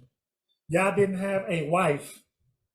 The Most High didn't have a wife that he came together and consummated a relationship with, and they produced a son. And now you have a Godhead that includes those three, right? That's not scriptural. But when you hear that, it is a reference to this three-pronged Godhead, which is Nimrod, Semiramis, and Tammuz. You've heard about it in other places. Isis, Osiris, and Isis, Osiris, and Heru. You hear it in Roman theology. You hear it in Greek theology. You hear it all over the place. But that's where it comes from. And that's what they was worshiping. So we was some of the ones that originated, huh? Yeah. We can't always look at other nations and be like, oh, them nations wicked. Wicked as hell. A lot of that wickedness originated with Israel, family. A lot of it originated with Israel. And because Israel is supposed to lead the world and how they're supposed to behave, a lot of the nations pick that stuff up from us. So now we got to do our part to change it. Go T, come on, what you got? I had a question. So, you know how some of the I Bruce can't believe hear you. that I had to change. Remember, I had to change my speakers. Hold on one second. Okay, try now. Can you hear me, Neil? Yes, ma'am. So you know how some of the Bruce believe in reincarnation. So do you believe that? Because I understand that you said Israel started with the different things. So do you believe that that's where they thinking of the reincarnation coming from because of the Nimrod, Semiramis, and Tammuz? I can't remember. I remember looking into reincarnation and its origins. I can't remember where that originated. Is it possible it came from that, him being reincarnated as the son? That's possible. It's possible, yeah. I would have to look back into that again. I'm sorry, my youngest one, he insists on playtime right now. Okay, let me turn this back off so it don't echo again. So yeah, going back to what Solomon wrote here, he says, through their contempt for set apartness. This is why they had this deceit and they were swearing unrighteousness, right? Where else do we read that? 2 Thessalonians. Let's look at 2 Thessalonians 2, 7 through 12. We reference this quite often. Just want to read it in a little bit more context to get the full understanding of it. We're going 7 through 28? No, 7 through 12. I apologize. Yeah, chapter 2, 7 through 12.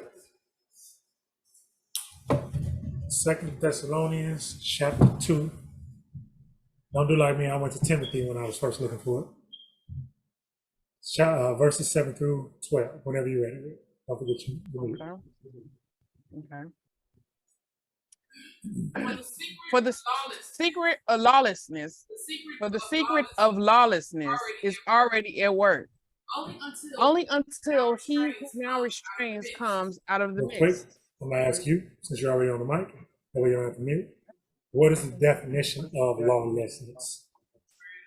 Transgression of the law. To transgress the law is what's being talked about, even though we're in the so-called New Testament, and he's talking about the secret. Like, who knew it was a secret to lawlessness? You would think it's just either the law or not the law. But this says the secret of lawlessness is at work. Only for a certain time. Go ahead. And then the lawless one shall be revealed, whom the master shall consume with the spirit of his mouth, and bring to naught with the manifestation of his coming.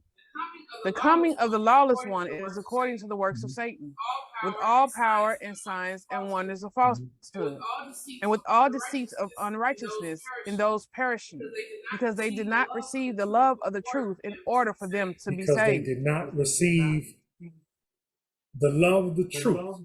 It's the same as contempt for set apartness. It's one and the same thing. Go ahead.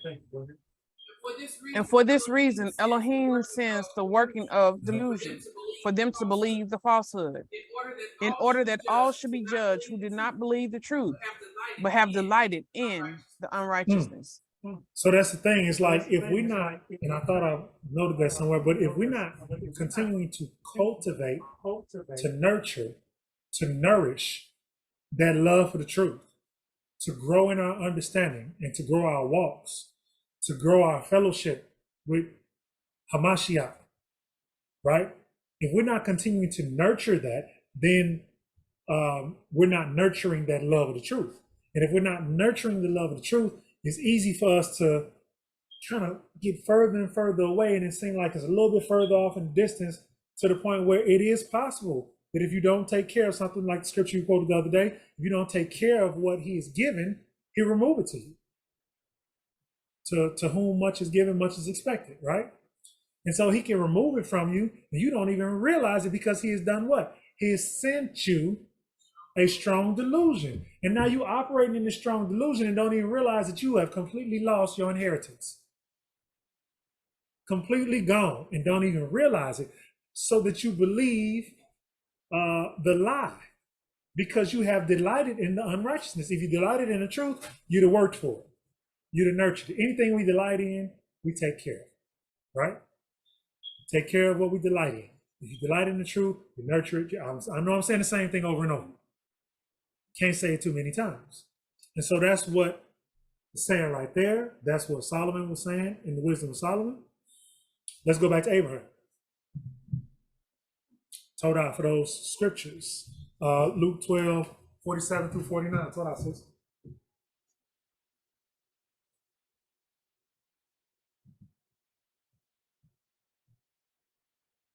Absolutely.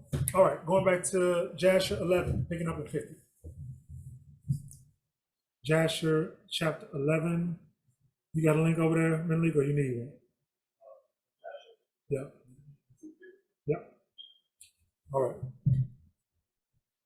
All right, Mama, whenever you're ready. And Terah.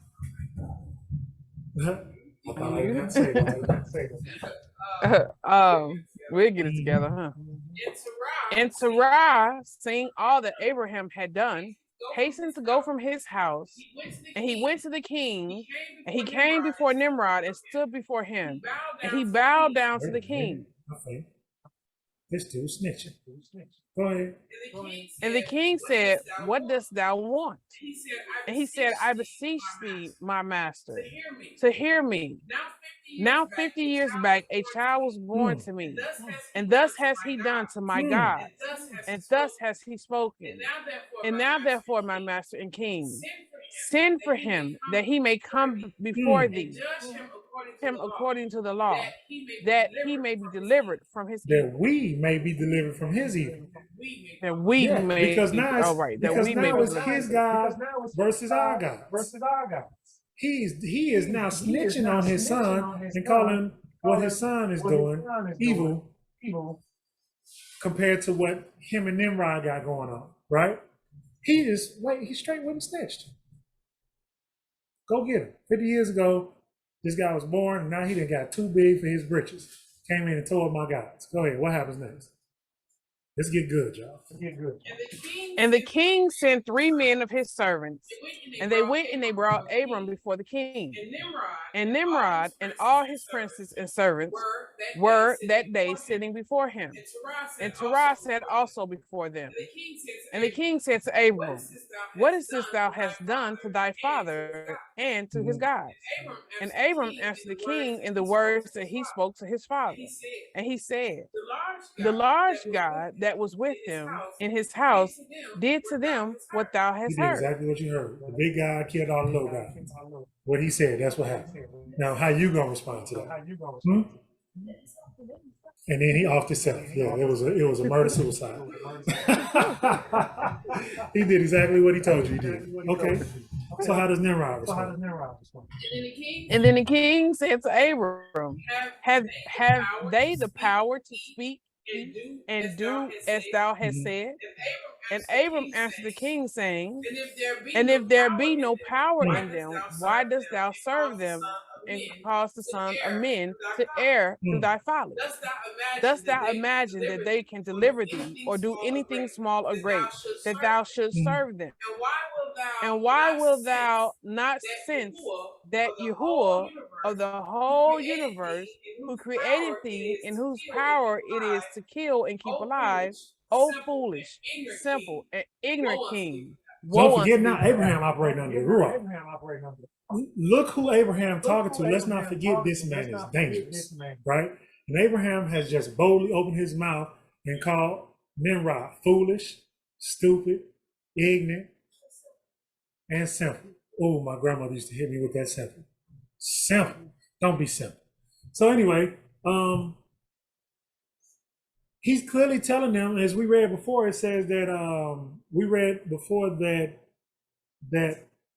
they called Nimrod and Raphael because it was at the tower that he caused his princes and his mighty men to die, right?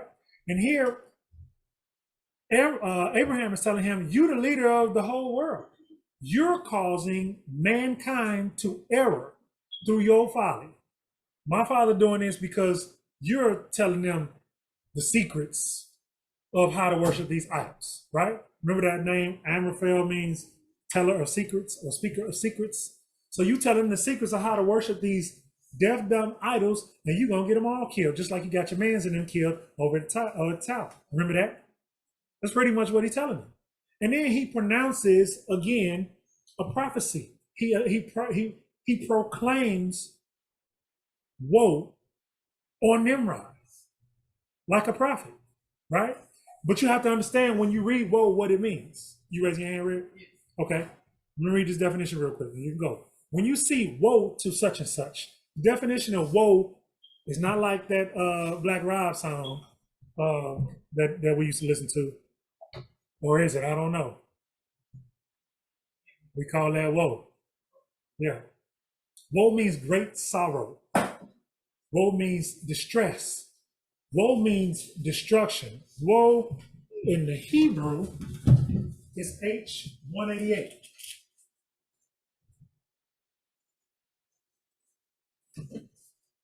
H188, probably from H183 in the sense of to cry or to cry out after. Also, the restriction, alas, whoa, well, I missed that. That was the wrong definition. Anyway, destruction was the one I was looking for. I think I got the wrong one there. What'd you have, Rick, while I look up what? We see where Abraham kind of came a precursor of the duty of his children after this point, because he's standing up in the face of Nimrod. You know, he's speaking, telling the world ruler that he's erred in his ways. And this priesthood, the leader, the leader of that dark priesthood, he stood up against him, thus setting the standard for us now. Absolutely. You know what I'm saying? Like now it's our job, Abiyah, it's our job to do this. And Abraham was a prime example on how to do it. Yep, 100%. As a matter of fact, I'm glad you said that because one of the things we know about Abraham,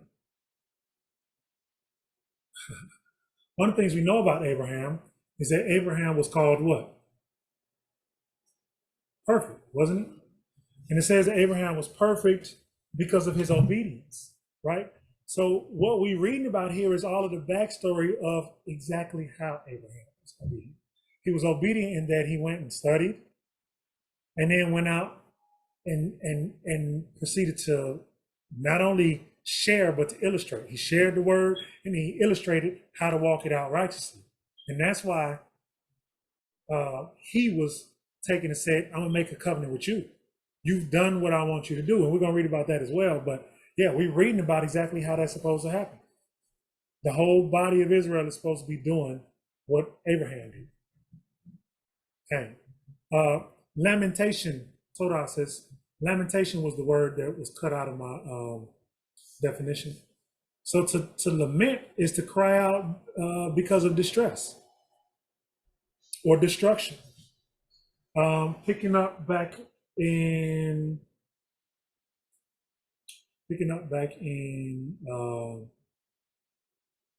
Jasher. We're in Jasher, right? Yeah, 57, I think is where we left off. Jasher 57. There we go. I thought thou wouldst teach thy servants the upright way, but thou hast not done this, but hast filled the whole world, the whole earth with thy sins and the sins of thy people who have followed thy ways. Dost thou not know, or hast thou not heard, that this evil which thou doest, our ancestors sinned therein in the days of old, and the internal power brought the waters of the flood upon them, and destroyed them all, and also destroyed the whole earth on their account. And wilt thou and thy people rise up now and do like unto this work, in order to bring down the anger of Yahuah, or the master of the universe, and to bring evil upon thee and the whole earth? Now therefore, put away this evil deed which thou do, and serve the master, the power of the universe. For thy soul, as thy soul is in his hand, and then it will be well with thee. And if thy wicked heart will not hearken to my words to cause thee to forsake thy evil ways and to serve the eternal power, then wilt thou die in shame in the latter days. Though thy people and all who are connected with thee, hearing thy words or walking in thy evil your ways. people, so thou, your people, Thou, right, and God. everybody connected with you. Like you're leading this. You, the blind, leading them right off this cliff. And it's coming. Go ahead. And when Abraham had ceased speaking before the king and the princes, Abram lifted up his eyes to the heavens, and he said, the master seeth all thy wickedness, and he will judge them. This is a man possessed. This is the Ruach speaking through Abraham. Do y'all see that? But at the same time, Abraham had to be a vessel, right? He still had to walk it out. Abraham spoke so boldly in this instance, knowing that it was possible he may not live. And let's see what happened. So we're going on to chapter 12.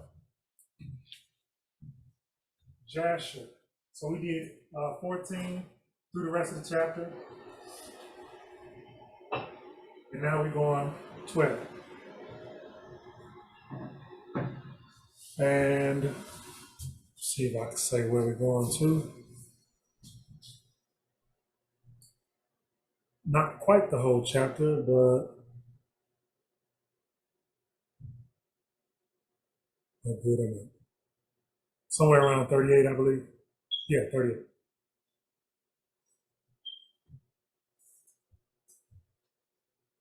Go ahead. Whenever you're ready. And when the king heard the words of, he ordered him to be put into prison. And Abram was 10 days in prison.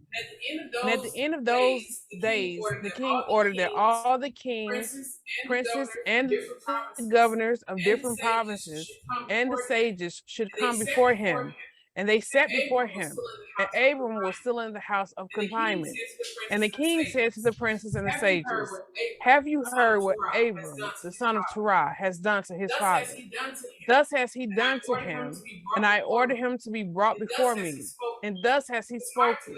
His heart did not misgive him, neither did he stir in my presence. And behold, now he is confined in prison. Nimrod is kind of taken aback.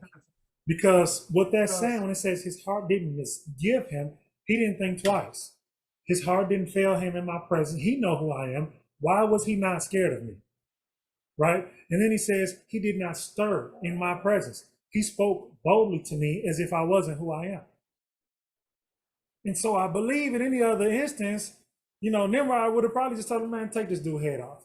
But he set him to the side, like, send him to prison while I figure out with my counselors what exactly is going on here. and why he didn't speak to me as if I am the authority here.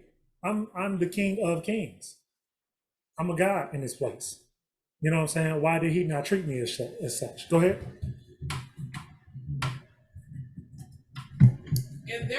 And therefore decide what judgment is due to this man who reviled the king, who spoke and did all the things that you heard.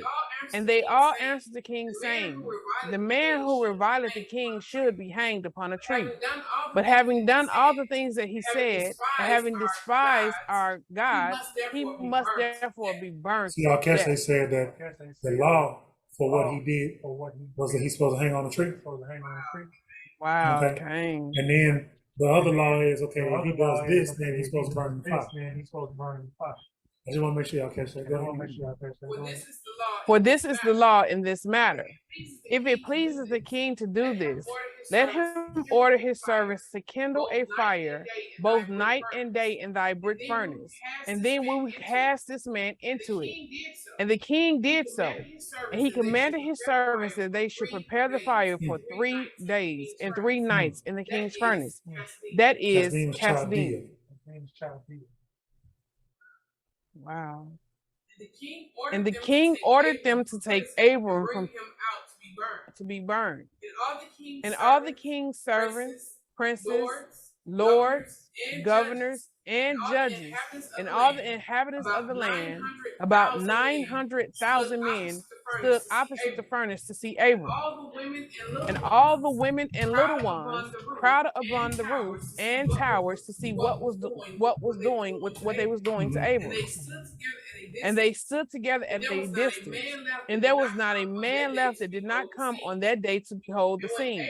And when Abram was come, the conjurers of the king and the sages saw Abram, and they cried out to the king, saying, our sovereign Lord, surely this is the man whom we know to have been the child at whose birth the great star swallowed the 4 stars which we declared to the king now 50 years since. Right? On the night Abraham was born, they saw the stars, and they told the king, you need to kill him because he is going to be the end of you if you don't kill him. And how he was hidden. Now, Terah brought his son before the king, but left out the part about this the one that I hear from you when you told me to bring it to you. But these conjurers and sages, everybody see Abram. The king still see Abram. He looked however he looked. But these conjurers and these sages could look at Abraham and see, or Abram at this time, and see that this was the same individual. Who was communicating that to them? I mean, he had to look different. Or if they had seen him at all, who knows if they had seen him at all? Because he was born and then he took him and hid him, right? So something was communicating to these conjurers and sages that this was him. Some demons, or the Father came. Okay? And behold, now his father has also transgressed thy command, and mocked thee by bringing thee another child which thou didst kill. And when the king heard their words, he was exceedingly wroth, and he ordered Terah to be brought before him. And the king said, hast thou heard what the conjurers have spoken? Now tell me truly, how didst thou? And if thou shalt speak truth, thou shalt be That's why I say acquitted. you ain't supposed to call the police on your own kids. They mess around and turn on you. Dang. And seeing that the king's anger was so much kindled, Terah said to the king, my lord and king, thou hast heard the truth, and what the sages have spoken is right. And the king said, how couldst thou do this thing to transgress my orders, and to give me a child that thou didst not beget, and to take value for him? And Terah answered the king, because my tender feelings were excited for my son at the time, and I took a son of my handmaid, and I brought him to the king. And the king said, who advised thee to this? Tell me, do not hide aught from me, and then thou shalt not die. And Terah was greatly terrified in the king's presence. And he said to the king, it was Haran, my eldest son, who advised me to this. And Haran was in those days that Abraham was born 230 years old. But Haran did not advise his father to anything. For Terah said this to the king in order to deliver his soul from the king, for he feared greatly. And the king said to Terah, Haran, thy son who advised thee to this shall die through the fire with Abram. For the sentence of death is upon him for having rebelled against the king's desires in doing this thing. Terah got so spooked that he's willing to sacrifice his son to save his own life. That's clearly what we're reading here, right? His son didn't do it. Okay, go ahead.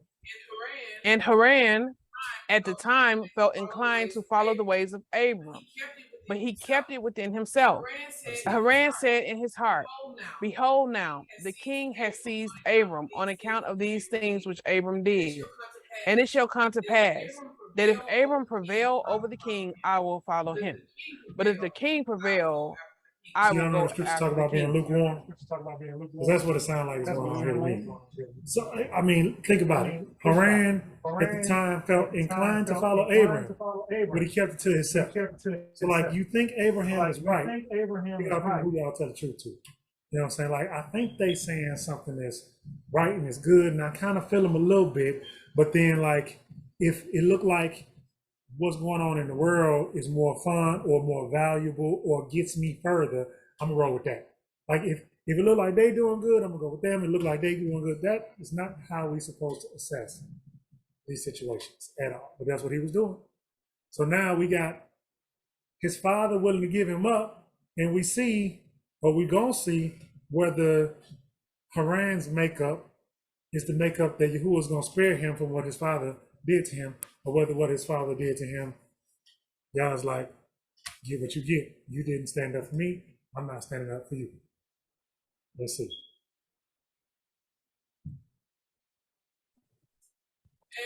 And when Terah had spoken this to the king, That's right. Okay. And when Terah had spoken this to the king concerning Haran his son, the king ordered Haran to be seized with Abram. And they brought them both, Abram and Haran his brother, to cast them into the fire. And all the land and the emperor and little ones were there, standing that day over them. And the king's servants took Abram and his brother, and they stripped them of all their clothes, except their lower garments, and they bound their hands and feet were upon them. And the servants of the king They bound their hands and feet within the cords. And the servants of the king lifted up and cast them both into the furnace. And the master loved Abram, and he had compassion over. Okay, I am. Y'all give us a minute while we'll get back in. Yeah, it was going out. She was losing her signal. Can you still hear me?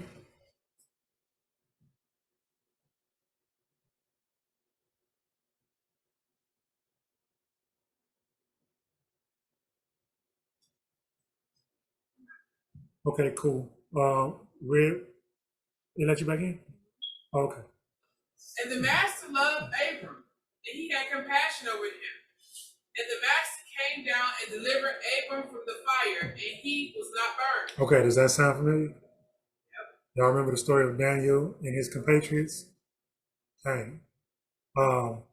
And also I want to point out, like I say, with that tree thing, that these, I believe, is tried and true methods of lynching passed down throughout the generations. You know, how they lynched them back then and how they lynched them just yesteryear. Dang. Okay, go ahead, 25. But all the cords which they bound him were burned, while Abram remained and walked about in the fire. And Haran died when they had cast him into the fire, and he was burned to ashes, for his heart was not perfect with the master. And those men who cast him into the fire, the flame of the fire spread over them, and they were burned, and 12 men of them died. And Abram walked in the midst of the fire 3 days and 3 nights. 3 days and 3 nights. Abram walked in the midst of the fire 3 days and 3 nights. Okay. And all the servants of the king saw him walking in the fire. And they came and told the king, saying, Behold, we have seen Abram walking about in the midst of the fire. And even the lower garments which are upon him are not burnt. Pause 1 second. Is it still choppy? Let me know, fam. Even though she's reading from my mic.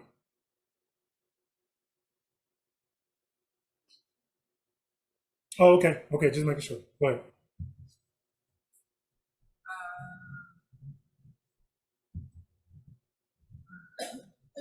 Okay, the lower garments which are upon him are not burnt, but the cord with which he was bound is burnt. Mm-hmm. And when the king heard their words, his heart fainted, and he would not believe them. So he sent other faithful princes to see this matter.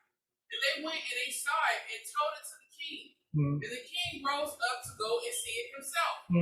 Nervously, it sounds like. And he saw Abram walking to and fro in the midst of the fire. And he saw Haran's body burnt.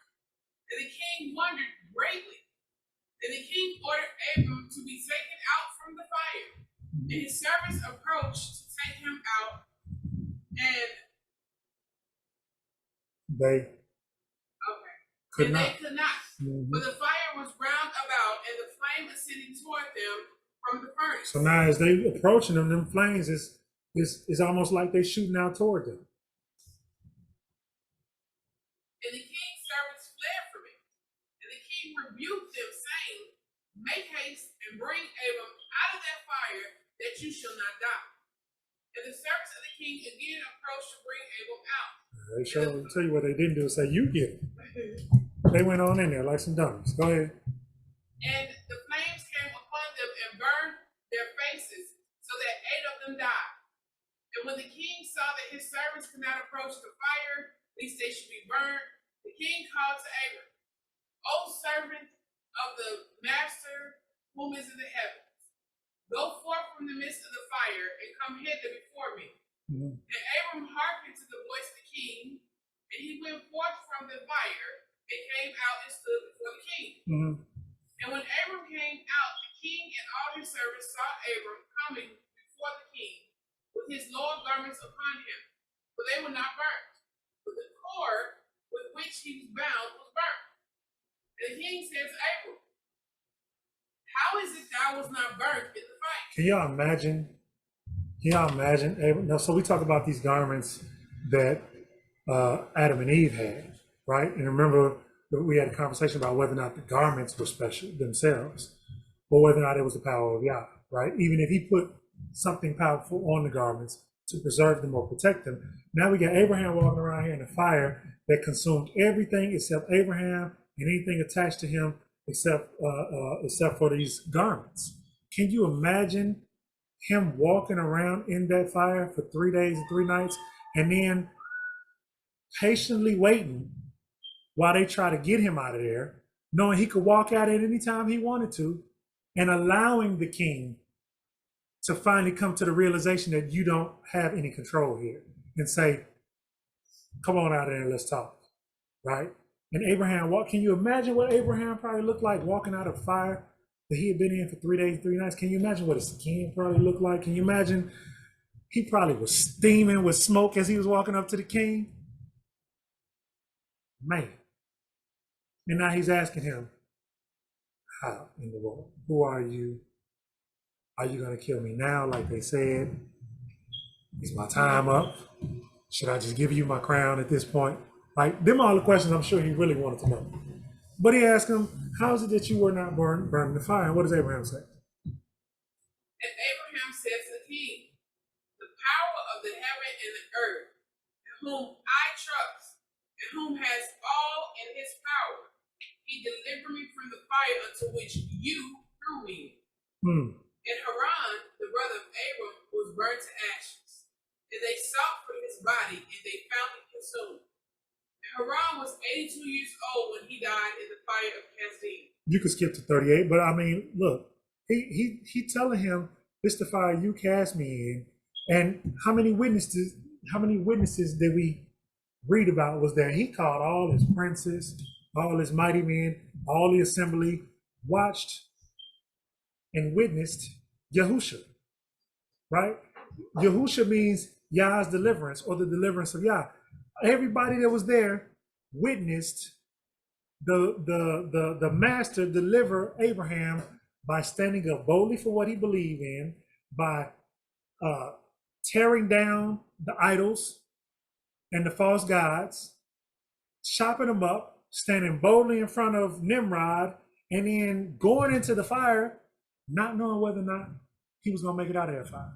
But in his faith, his belief, he went on and did it, and Yahushua delivered him. And then, on top of that, he had already told him before he went in there, could your gods deliver you? Could your gods fight for you?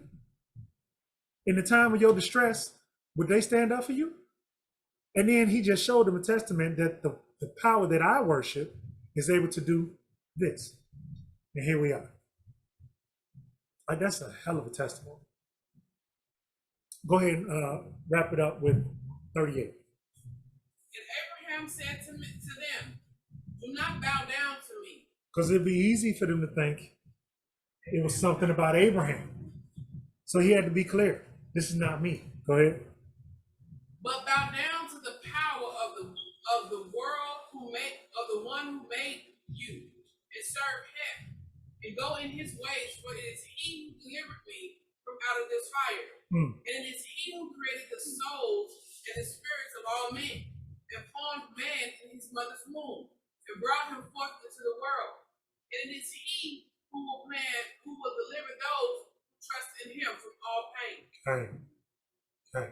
Don't trust in Abraham, trust in Yahuwah. Next week, fam, we're going to continue because, believe it or not, even though Nimrod got scared, at this point, he's going to try to kill him again. He's going to try to kill Abraham again. And at this point, Terah and Abraham and their whole household is going to get up and leave out of that place and leave from earth. So that's what we're going to pick up next week. But for now, fam, we're going to wrap up with that. Toda again for joining us. Did I say that? Oh, yeah, we're going to break next week. So the week after next. I apologize. Pick it up the week after next. Okay. Yeah, so we will pause for Q&A, comments. Anything you guys want to share? Cain, Shabbat Shalom. Shabbat Shalom. You guys have thoughts on any of that? I know that's a lot of reading, but you know, it's some of this stuff, like, I don't want to do a disservice by just reading a little bit here or a little bit there, because you read in its full context, and you really get a lot of better understanding.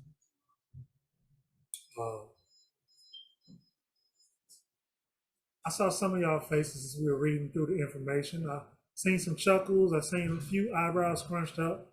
Any thoughts? Anything y'all want to share? Now's the time.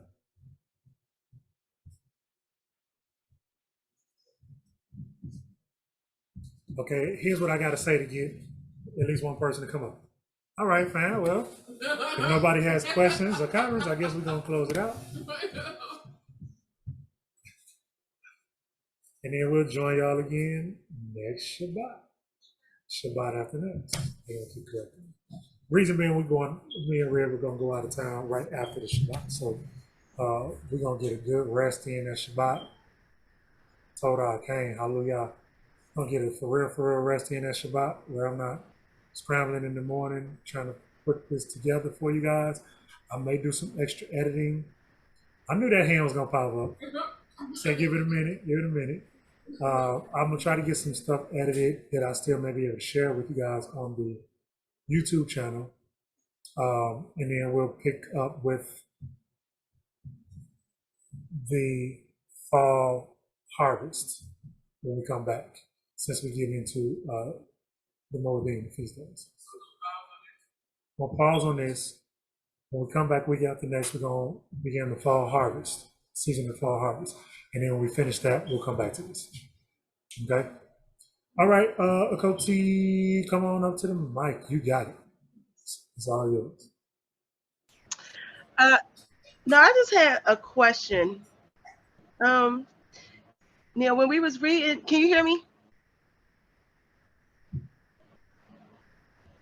Oh, I'm sorry. Let me. No. I forgot. Let Can you hear me? flip my. I don't hear anything you're saying. Give me one second. Try it again. Can you hear me? Yes. Okay. I apologize. Go ahead. So I had a question. So when we were speaking about Second Thessalonians, when he was talking, when he was saying about the delusion, and then I was reading in Titus, and I think it's chapter 3. Let me see. I'm gonna see what verse it was.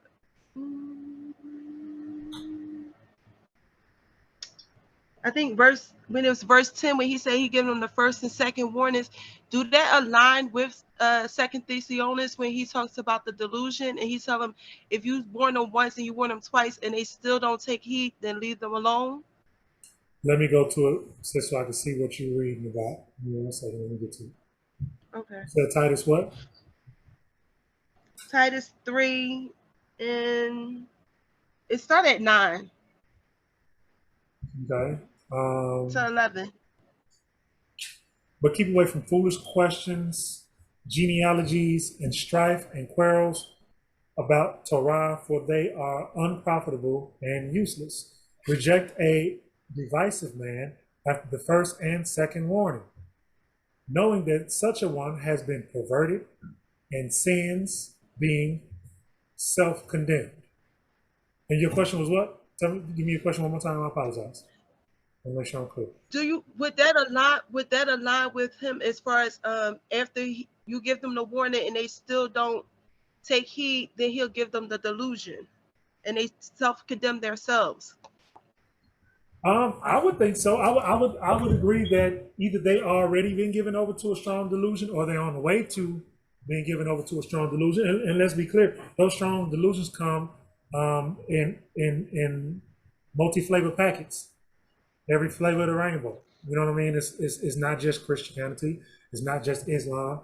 There are, again, Right. as I said last night, believers in Torah who also are under strong delusion. So, yes, the plain and simple fact is, if you are not meditating on Yah and meditating on Torah often and frequently, you can be, look, Rib and I were talking about this morning, right? It's 24 hours in a day. I've done this before, right? Y'all, all of y'all pay attention, everybody. 24 hours, I'm not talking to you, I'm talking to my household. 24 hours in a day, right? If you was to divide that pie chart up into a 24-hour period, and each one of these segments that I'm drawing is a 1-hour period, and I would keep dividing and drawing. We all understand that we give 8 hours a day to sleep. I don't, but a lot of people do. You say you want to get 8 hours of sleep.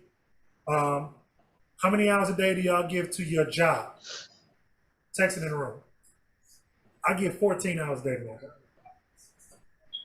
16. So now you got 24 minus 8 minus 16. How many hours of that day is left?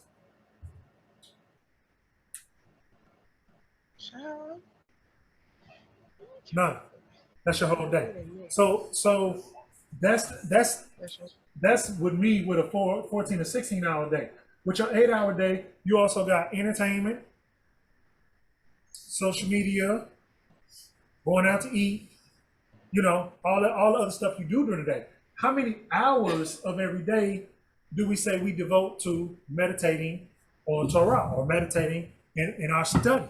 How many hours a day do we give to the Most High? If you was to quantify that question and actually visualize how much time do you give, that's what we're talking about when we're saying nurturing that love for the truth, right? Because the other stuff that's pulling at you, the other stuff that's pulling at all of us is going to be the other stuff we like to do. What do I like to do? You know, I like to go out and do this. I like to go to the show. I like to, you know, watch my series, whatever series I'm into. I like Hell's Kitchen. I like to watch Hell's Kitchen. You know what I'm saying? And so we give time to those things. We can actually quantify the time we give to those other things. If you're in school, you give time to school. If you're in graduate school or whatever, you give time to that. How much time do we give to the study? And so we got to be careful, fam. Reem say it all the time. You got to guard your gates, right? What you watch, what you listen to, what you put in your mouth, right? What you're doing, because if we're not careful, those things can draw us away, and the strong delusions slide in very subtly. You don't necessarily see it.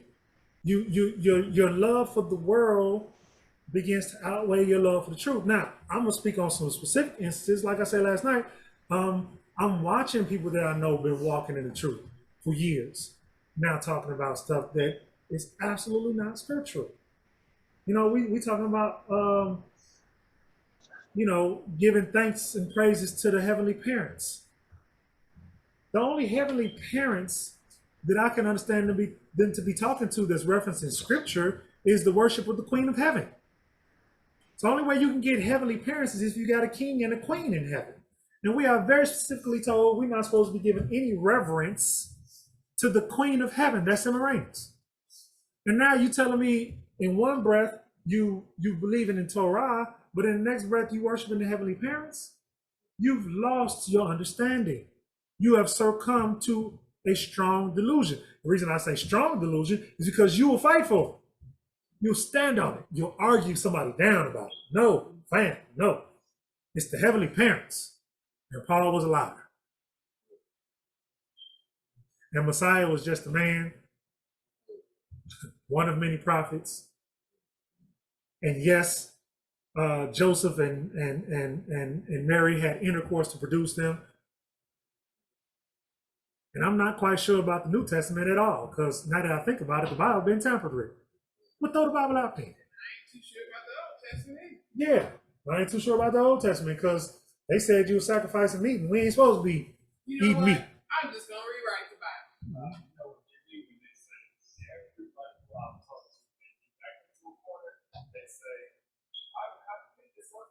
Yeah. I said, show me where the Bible contradicts itself. It's that I can't just show you right now. I'm gonna text you. Yeah. Yeah, the Bible contradicts itself, and it's been tampered with, and all of that. And if you can't trust it, then throw it out. Yeah, but I would agree. I would agree that goes together. So people say the Bible is tampered with. What they mean by the same people who wrote other books that reference to the Bible. When they saying that, they're talking about the Roman Catholic Church specifically. Right. So why would they leave that in there? Yeah. Why would they leave in there that you shouldn't worship the Queen of Heaven? Why would they leave in there that a man is not supposed to lay with a man the way he lay with a woman? Why would they leave any of that stuff in there? Those wasn't the key things that needed to be changed. Key things that need to be changed were changed, were altered. Y'all used the war that they was on. You know, there was a time when like the Presbyterians and Catholics, that they was in a huge war. There was a time, and because of that, in order to spite the Catholic Church, the Presbyterians came and rewrote the scriptures, put it all out there. Yeah, the Protestants and all of them. Yeah. All the stuff that the Catholics took out, they put back in it just because. Yeah. You know. Yeah. Yeah. And there was always a group of people. I told y'all check out that documentary, A Lamp in the Dark. A Lamp in the Dark. It's a documentary. It's a good one. You should be able to find it on YouTube. There was always a group of people who were handling the word with care and who were, passing it along so that the word would not be corrupted completely. There was always a group of people doing that. Yeah. Anybody else?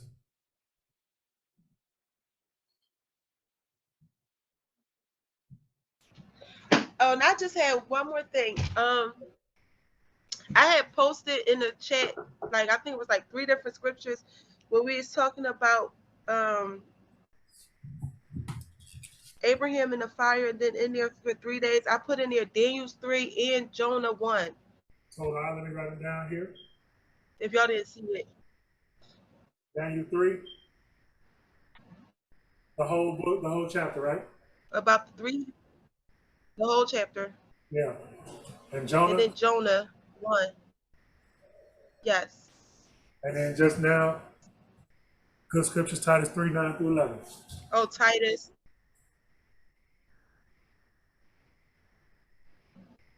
Excellent, excellent, excellent. Told off for that. You know what? I love that. And I want you other people. Let me phrase this correctly. I would like everybody to feel comfortable enough to share scriptures as well. If you want to post them in the text, I like that because I definitely want this to be. I'm not saying chaos, but within order. I definitely want this to be a sharing experience. We're sharing. I want you guys to share as well. So I do like that. Rib and I don't have this all figured out. We do not have this all figured out.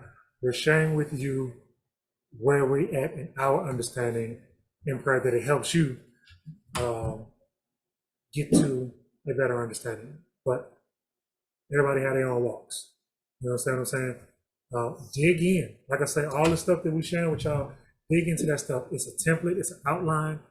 Take that, use it as a springboard to dig into your own studies. I oftentimes, even when we did fellowship with the org we used to fellowship with, the scriptures that were being given in study was not where I stopped. I was going above the scripture, below the scripture, paralleling that with other scriptures. That's how my notebooks began to look the way they look. And anybody telling y'all that y'all shouldn't do that, that would be a problem. Anybody telling y'all that you shouldn't listen to other people, that would be a problem. It's okay to listen to other people. Study so that when you listen to those people, you have a solid foundation.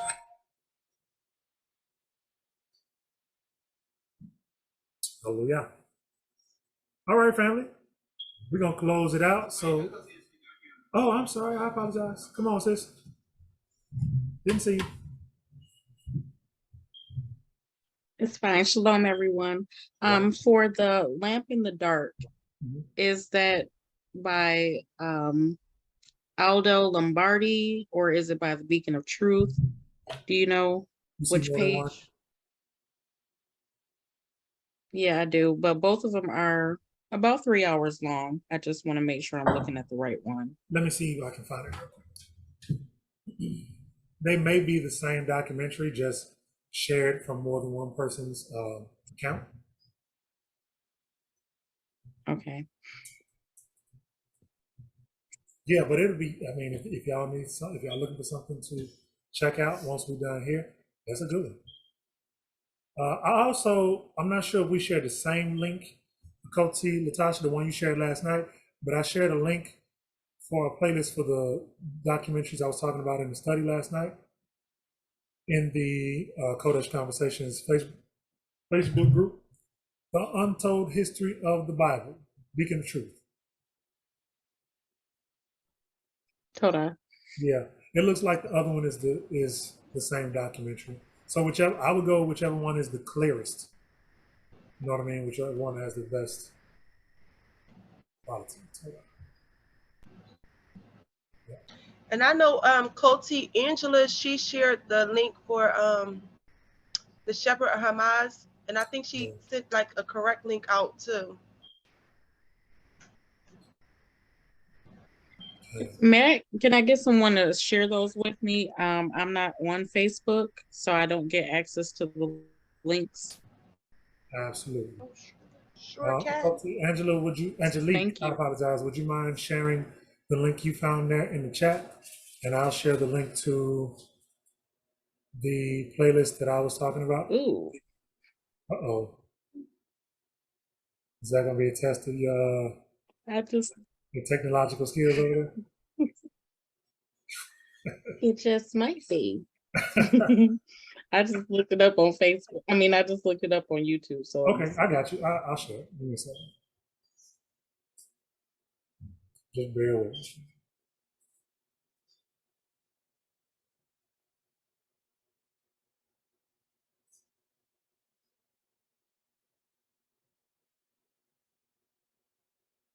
If I can get back to it. Okay, here's this one.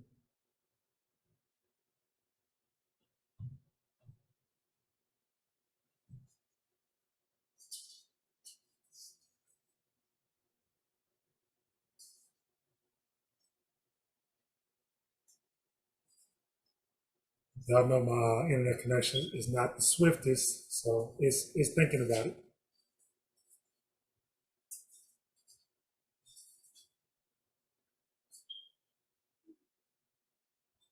Okay, I see a couple. Angela reshared her link, told us this. It's the link to the one I posted in the Facebook group. And let me get the link to A Lamp in the Dark.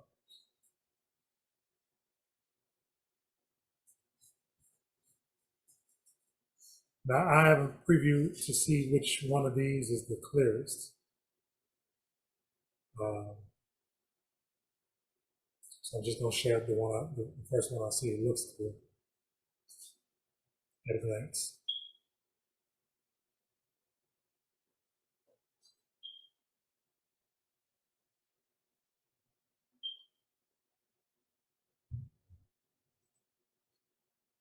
Okay, and there was a third part to that one too, Red, that I didn't know about.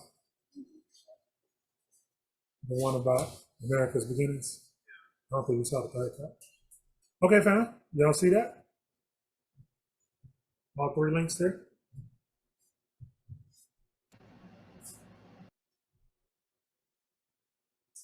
Hallelujah. I know at the end of last week when we shared the Whiteout documentary, that was like at the very end. Do you think we could share that link again? The Whiteout, when me and Rick was talking about. Okay, you want to post it? I think that we told the young lady. You might be able to get. Wait a minute, I'm like Coach Angelique. Let me see if I can figure that out. Okay, let me try at the same time.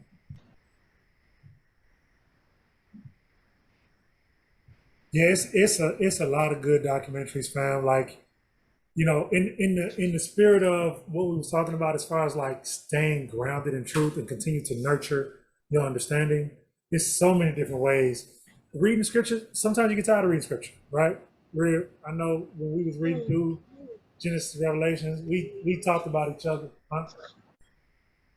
Yeah, genealogies, yeah. Sometimes you go cross-eyed. It's so much stuff that you get tired and you get sleepy, you fall asleep, you wake up, you're like, man, I don't even remember what I read. You can take a break from that and watch documentaries. A lot of good stuff out there if they're not taken off YouTube. We used to keep master copies of DVDs of a lot of these things and pass out DVDs. But once people started really kind of like getting out of DVDs and streaming everything, we really stopped. We used to have a DVD burner and buy stacks of DVDs and burn them and pass them out and all that. I don't think people really watch DVDs anymore. And then I came to realize that a lot of times we'll be passing the DVDs and they would take their DVD home and sit it here, and that's what it would be. And kind of like Red was saying last night, I'll be checking behind him every time I see him, coworkers, stuff like that. Hey, did you watch it? Hey, because I'm enthusiastic. I'm like, hey, did you watch it? What you think? Oh no, I ain't got to it yet. And I finally that's how I learned to stop. I was just like, yeah. Either they're gonna watch it or they're not. You'll know when they watch it because they get back to you and they be like, you know what, man, that was something else. I got more questions.